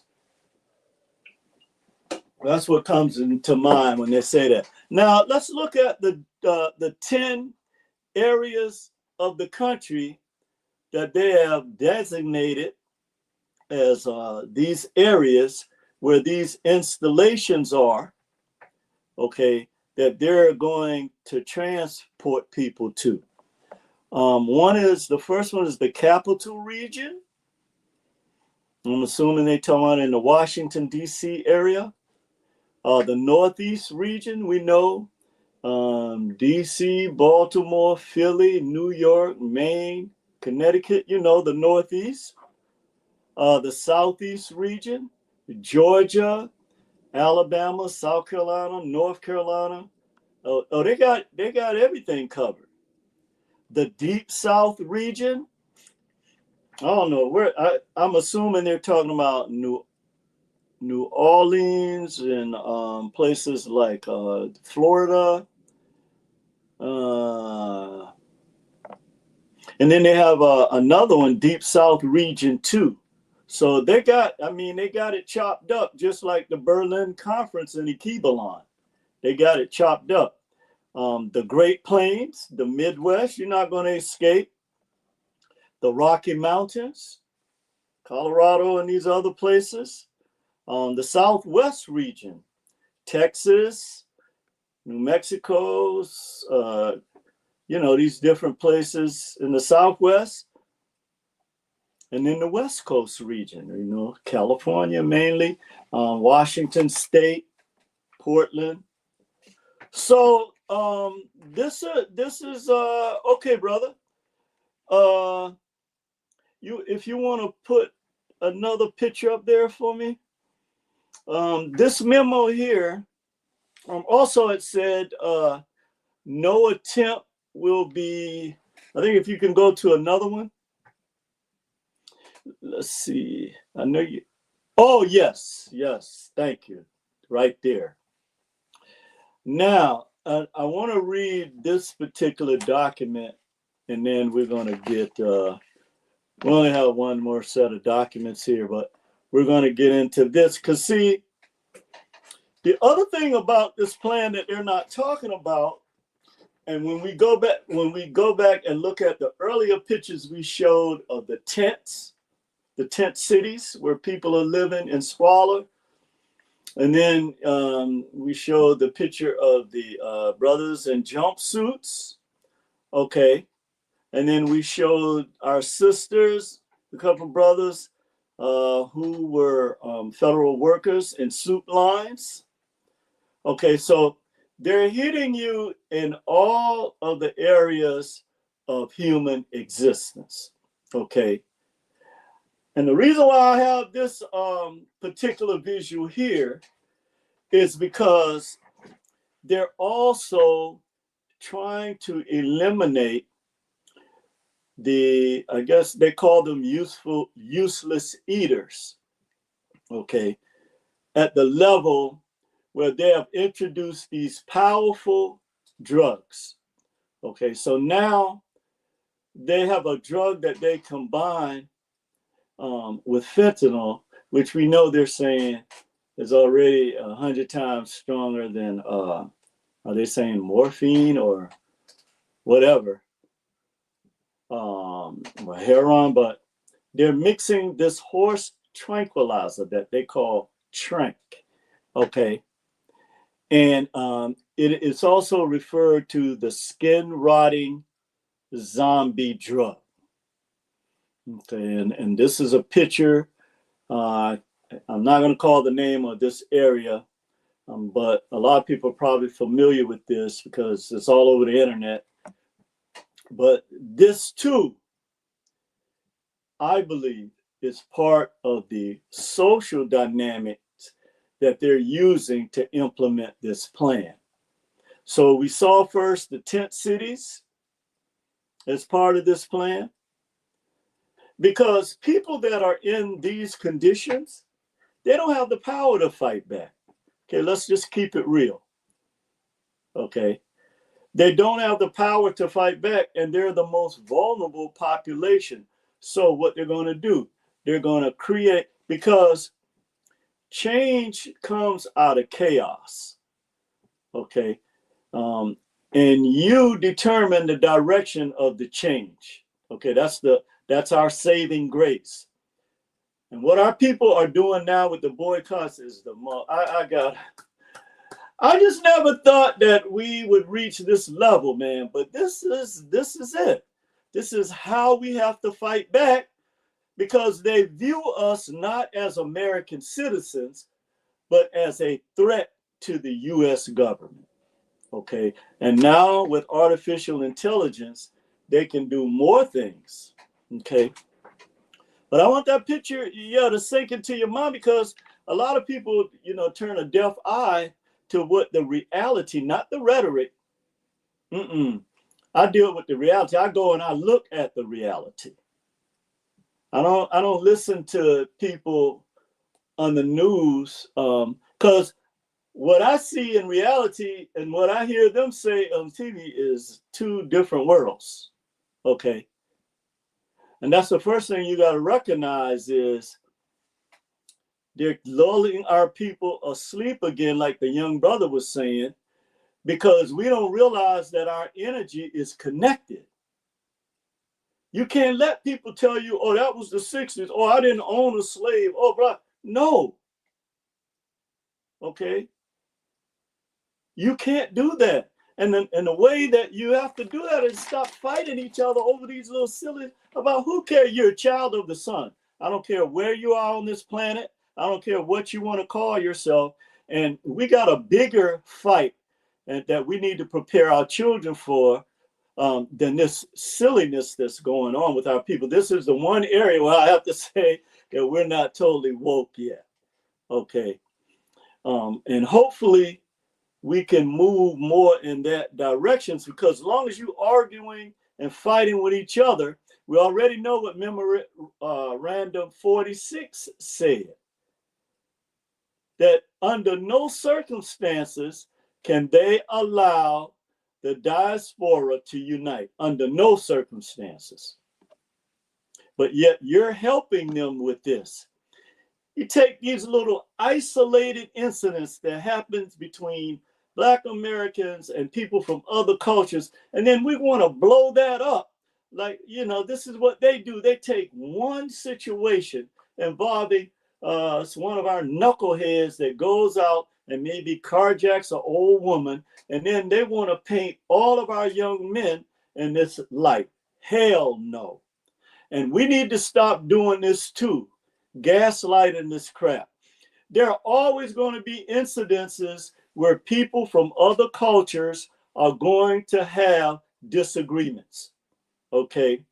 Unless you're in the perfect situation to see this, because if you come from another culture or country, there are going to be natural differences. And the way you learn to adjust to that may not be the best way. I was talking to a European guy the other day when I was fundraising, and they hate Americans. They hate, I don't want to say, I'm just going to say what he told me. They hate white Americans in America. That's what he said, not me. Okay. He said he hates the attitude. That's what he said, of white people in America. And I said, well, what do you mean? He said, how in the world could you, you know me, I'm going to ask what, because when I hear a white man admit the truth, or a white woman, I need to know what, how did you arrive at this answer? And he said that they moved here 5 years ago and they're planning on moving back to Europe. He said that wow, what they hear about, just like what people in the Kibbalon hear about America, you would think from the rhetoric that you're getting ready to go to the mythical heaven or something. Yes, yes. This is the attitude that they put before the world, that this is America, is this land of milk and honey. No, it's not. It's not. It's the land of death and poison. Okay, yep. Whichever, you can put poison first and then however you want to do it. But they're the same. And he was so, and so he said, America lives by lies. I was like, yeah, you're right, brother. He had my attention then. I forgot about how much I was trying to get them to donate. I was like, okay. He was like, when we first came here, sort of like the people that came from South Africa. Now, when you hear them talking online, the rhetoric don't match the reality. Like the right. Show today, the rhetoric does not match the reality. And he was saying that, you know, they had a kid while they were here in America, and they took him to Europe, and he wanted to stay in Europe. He didn't want to come back to America. I was like, wow, that's amazing. He said his wife has been going back and forth, making plans for them to move back, but because of the nature of what he was doing, that, you know, he had to kind of like be solid for a minute, but that they're definitely leaving next year. Wow. So this picture that they're painting, you know, the thing is the reality, like what we're looking at now with them, with the fentanyl and trying to destroy the serfs and peasants, then the reality is that this evil that they're perpetrating on U.S. citizens is right out of their playbook, right out of their textbook. So to wind this down, okay, brother. All right. They also said no attempt will be made to seal off the Canadian and Mexican borders. Now, when I saw that, I thought about the open border situation, right? Now, I know, and you know, and anybody with any type of brain cells know that if you can shut down a country the size of Iraq in 30 days, shut their borders down, then how in the hell can you allow millions of people to come into the country and then claim, you know, we don't want them here? Okay. So at the same time that they're telling us this rhetoric, the reality of what they're doing is they created this chaos because the people, let's keep it real, that come to this country, I don't care where they come from, they put them right dead in the Black community because they're not going to put them in certain zip codes, okay? That ain't going to happen. And then they do this because they know the cultural dynamics are going to naturally create a natural conflict. So let's look at where they actually got the idea. We know from this book that they got the idea of the King Alfred plan in terms of its, name, but let's look at the mentality of the Secretary of the Department of Interior. So and they're talking about King Alfred, right? Between 849 and 899, King of England, who slaughtered thousands under the disguise of protecting the European religion of Christianity. Somehow we knew that was going to be in there. As a result, he is revered as one of the most noble kings in the history of England. And see, that's extremely important for our people to recognize that, you're talking about somebody that is the head of the Department of Interior that has this mentality. See, this is why they don't want you to connect to your genetic memory bank and erase all. Because when we teach our children the truth about American history, they can't be bamboozled or hoodwinked. That's on us. Okay? And I applaud you, a brother like you, for allowing this type of information, knowing that you're going to take the gut punches. I know I'm going to get gut punches. I don't care. Because this is more important that now this plan is in our cities. And Black folks are being told, no, you cannot be deported from the United States, but you can be detained. Okay. And this is part of this plan. So I want to go back and I just want to remind Black folks so that you can move accordingly what the four actual what their actual goal is of this plan: to arrest, okay, and this is all legal, detain or detention, okay, in camps here in the United States and old military installations, encampment, like you saw with the tents. And then what they're going to say is, oh, it's a crime for you to be living in these tents. Okay. And we see them doing that now. Right. And extermination of Black people. Let's just keep it real. These are their words, not mine or Lance's. So the thing is we have to keep our eyes on the prize and get away from all this foolishness we're involved with. Because these people are not playing. They have already put this plan into motion. Okay. So we see the reverence for an individual who slaughtered thousands of people in the name of Christianity. Okay. And now you holding this individual up as one of the greatest kings in the history of England. And not only that, this plan is named after. Okay. Not in the congressional records, it's Rex 84, but through association. Okay. So and here's another memo combined memo from the Department of Justice. Another one of our agencies that have the power to implement this, whether you like it or not. Preliminary memo to the Federal Bureau of Investigation. There are 12 major, preliminary memo from the Department of Justice to the FBI. There are 12 major minority organizations, and all are familiar to the 22 million. Now, the nation was on that list, at the top of the list. Why you think that is?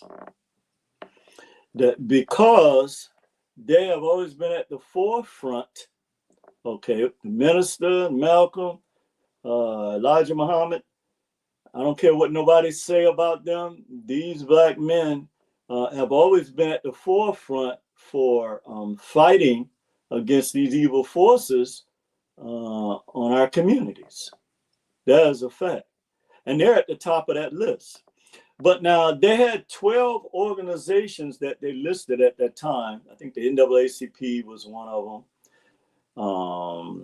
You remember the old CORE? Yeah, they were on that list. CORE, SNCC. SNCC, yeah. There are 12 major minority organizations, and remember what that word minority meant at the time. And all are familiar. They're saying that all 22 million black folks at that time know these organizations. So they have dossiers have been compiled on the leaders of the organizations and can be studied in Washington. So again, we know, and Lance, you always point this out to us, that they're keeping, digital records. So your digital blueprint is, they have that already. And okay, so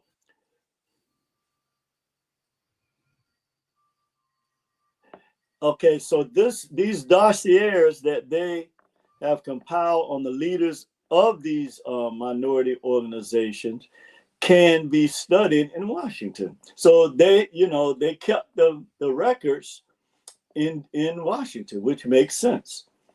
The material contained in many of the dossiers and our threat to reveal that material has considerably held in check some of the leaders. So in other words, they're saying their ability to blackmail you with the information they have, that was part of the game.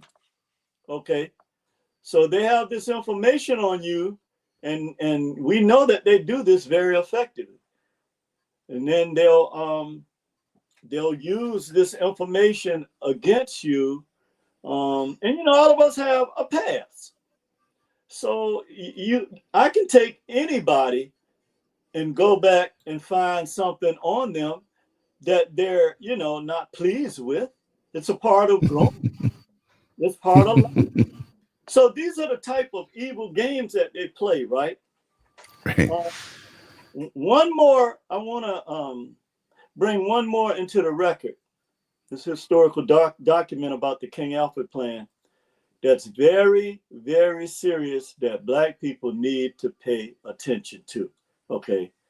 Because that authority is here right now. And as we can see, they're training the troops on the ground, boots on the ground, for what's coming next, as hard as this is to believe. The Attorney General of the United States, okay, the top law enforcement official of the United States at the time, we know, is J. Edgar Hoover, a man that couldn't stand black folks. He made it known. But what a lot of people don't know about his history, do some research on J. Edgar Hoover. Yeah, he's got an interesting history. But It sure does. he does, man. I know. I know you He'd know. have a field day in the present day with social media. Oh my God. He'd be all you through our imagine? emails and our messages. Oh my God. He would He'd have all the nasty pictures everybody put out. Oh yeah. Oh yeah. He definitely would have that. And would have it uploaded. Yeah. Without, if he had this tool at his disposal during that time, Oh, forget it would have it. been very ugly for us. Because with what he had, he damaged people like Martin Luther King and all these. Who cares? These guys are men. Right.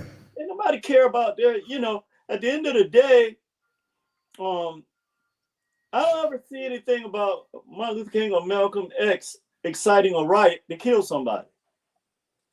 Okay. Or to have somebody SA. But this memo, preliminary memo, was to the Department of Defense. And this is what he said. He said, we are confident that the minority would hold any city it holds for only a few hours. Okay, I'm gonna read that again, because this is what they believe, because of the military. We are confident that the minority would hold any city it holds for only a few hours. The lack of weapons, or the lack of weapons, would be the primary reason for their downfall. This memo is being submitted in lieu of a full report from the Joint Chiefs of Staff. Okay. The person in charge, the commander of our entire military, like your cousin Colin Powell was. That report is now in preparation. And there will be many cities where the minority will be able to put into the street a superior number of people, because they know we ain't just going to lay down. Right. With a desperate and dangerous will. So they're saying when they do this and they bring this plan full force in the cities where, minority people are, now including Hispanics and the other model minorities, whoever they are, then they're not going to be able to hold any city they commandeer for more than a few hours. Right. And that they're going to be desperate, and that they're going to put up a fight. But that fight is not going to last long. And see, that's why you had these white boys. No choice. It's the wall. Oh, yeah. That's why you had these white boys always sticking their chests out when you see them, because they know they got these forces behind them against us. Mm-hmm. See, that's why they do that. And it says that there will be many cities. Oh yeah, I read that. So it says he will be a formidable enemy, talking about us. He will be, right.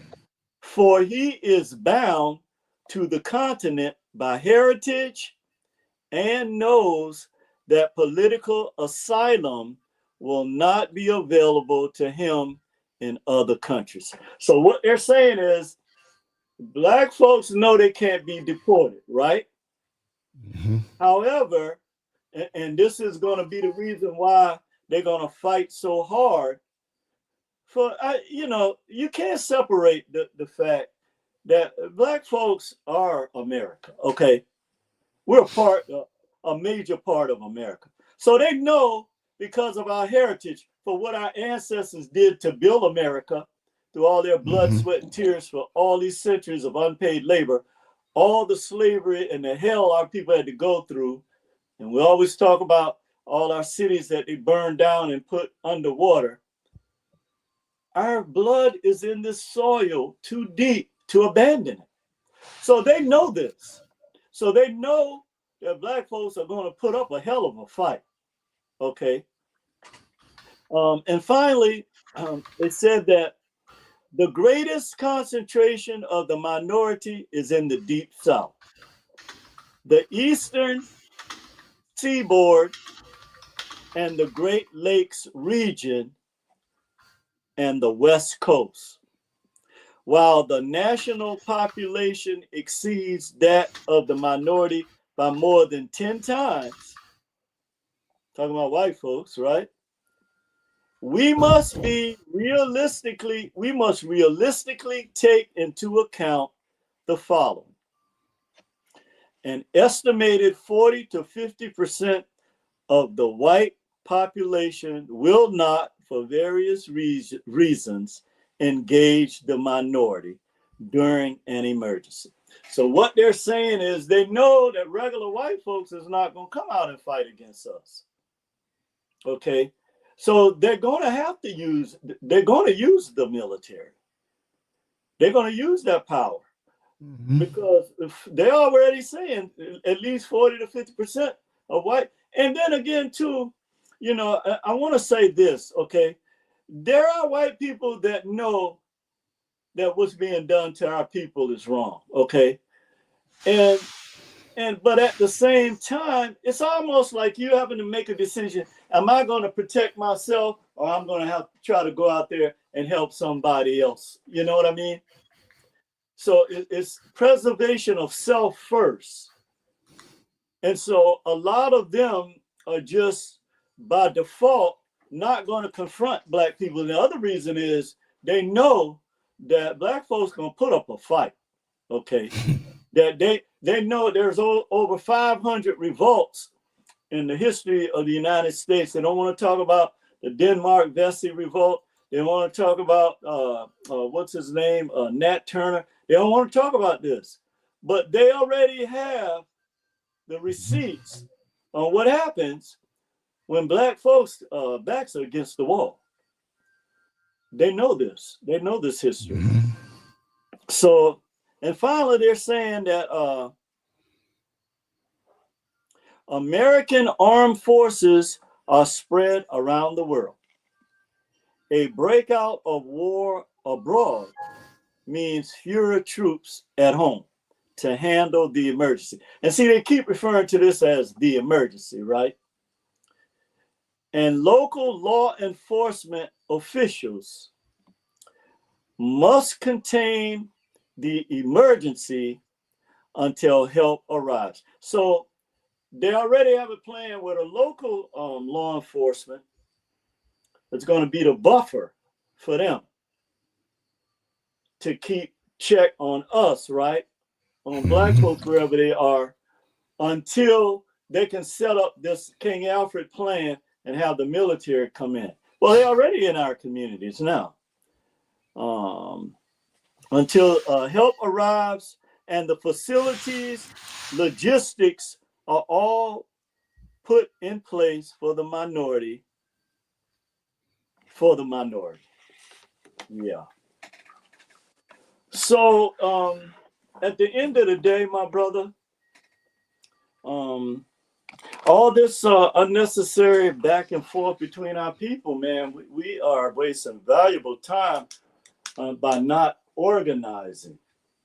And they already have their plan in place.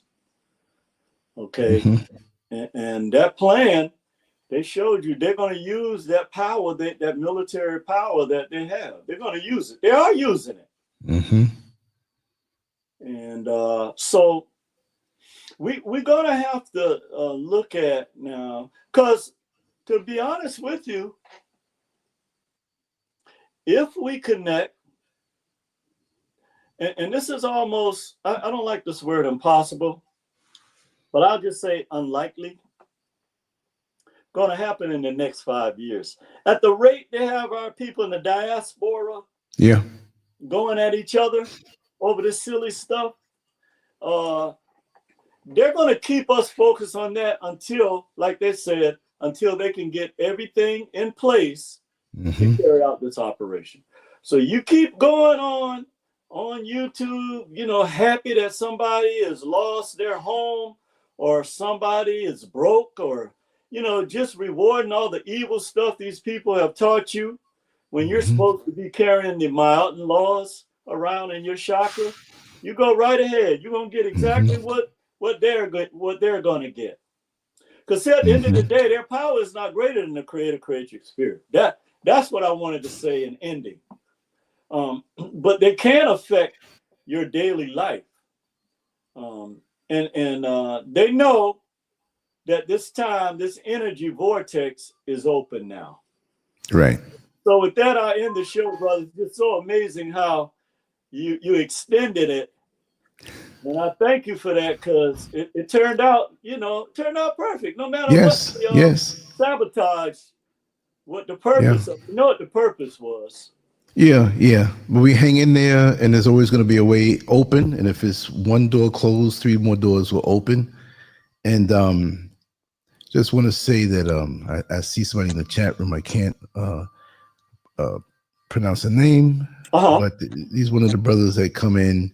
You've been a sub for years. The channel's new. It's been since February 2024. But I'm just going to end this. You said I've been a sub for years. Debate me. I'm a Black American Indian. Well, that's beautiful. And I'm happy for you.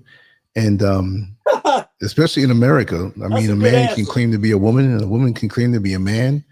You have some men that claim to be dogs. But I'll say this. Melanated people are the original people of the planet. Yeah. And you can say Africa, the source of all civilization. Mm-hmm. So the whole planet is Africa. So if you're melanated, we're in the same boat. We can call ourselves different things. We can say different things, but we're all African. We're all melanated. Wherever you see us, we're family. So thanks for stopping by. I have nothing to debate about that. That's like it's not related. That's the kind of stuff I'm talking about right there. So tell me how that's going to help us organize against the King Alfred plan. They got us stuck on stupid a lot. I don't care what you can be an Indian all you want. I don't care. Okay. All I'm saying is I need to keep my attention. I guess they want.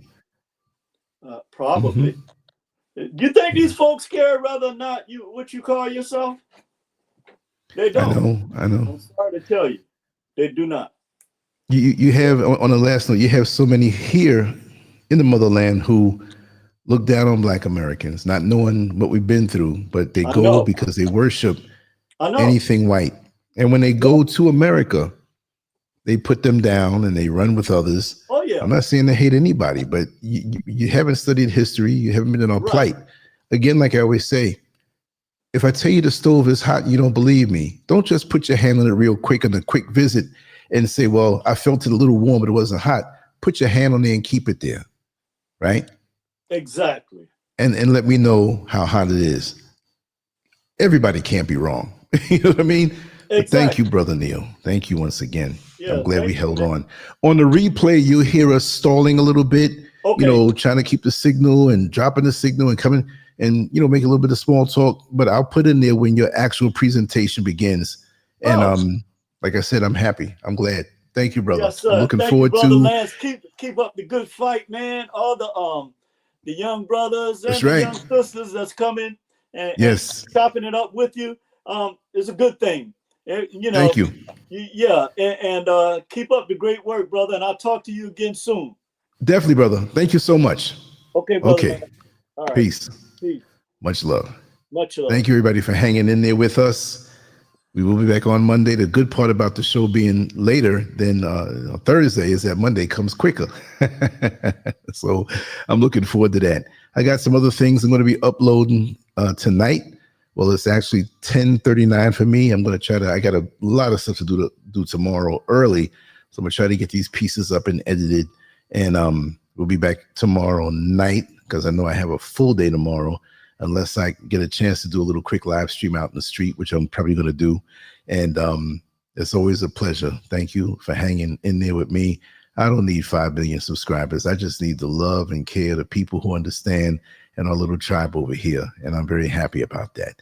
So anyway, much love. Let me move on to the next one. And I'll be back soon. Thank you so much.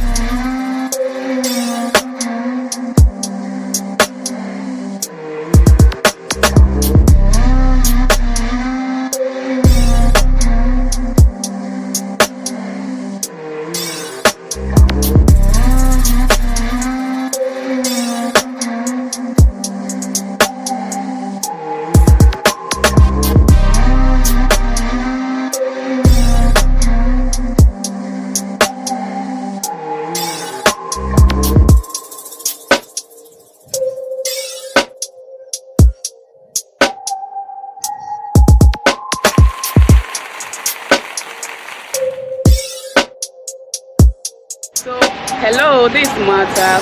Actually, today I got to meet my friend Lance. Yes, I got to meet my friend Lance. This is my first time meeting him in person, and he's a very kind man, seriously. I do talk with him on phone, on WhatsApp, but I've never got to meet him. But today, he's just extraordinary. He's very, anything you want to know about life, anything you want to know about just human, anything you want to know about life, please. YouTube, Telegram, Instagram, Twitter, all the social media channels, you got to find him there. He's very inspiring. He's very positive. If you want anything positive about life, please subscribe to LANCESCURV. And then every day you got to see different videos, different talks, different topics about life. See you.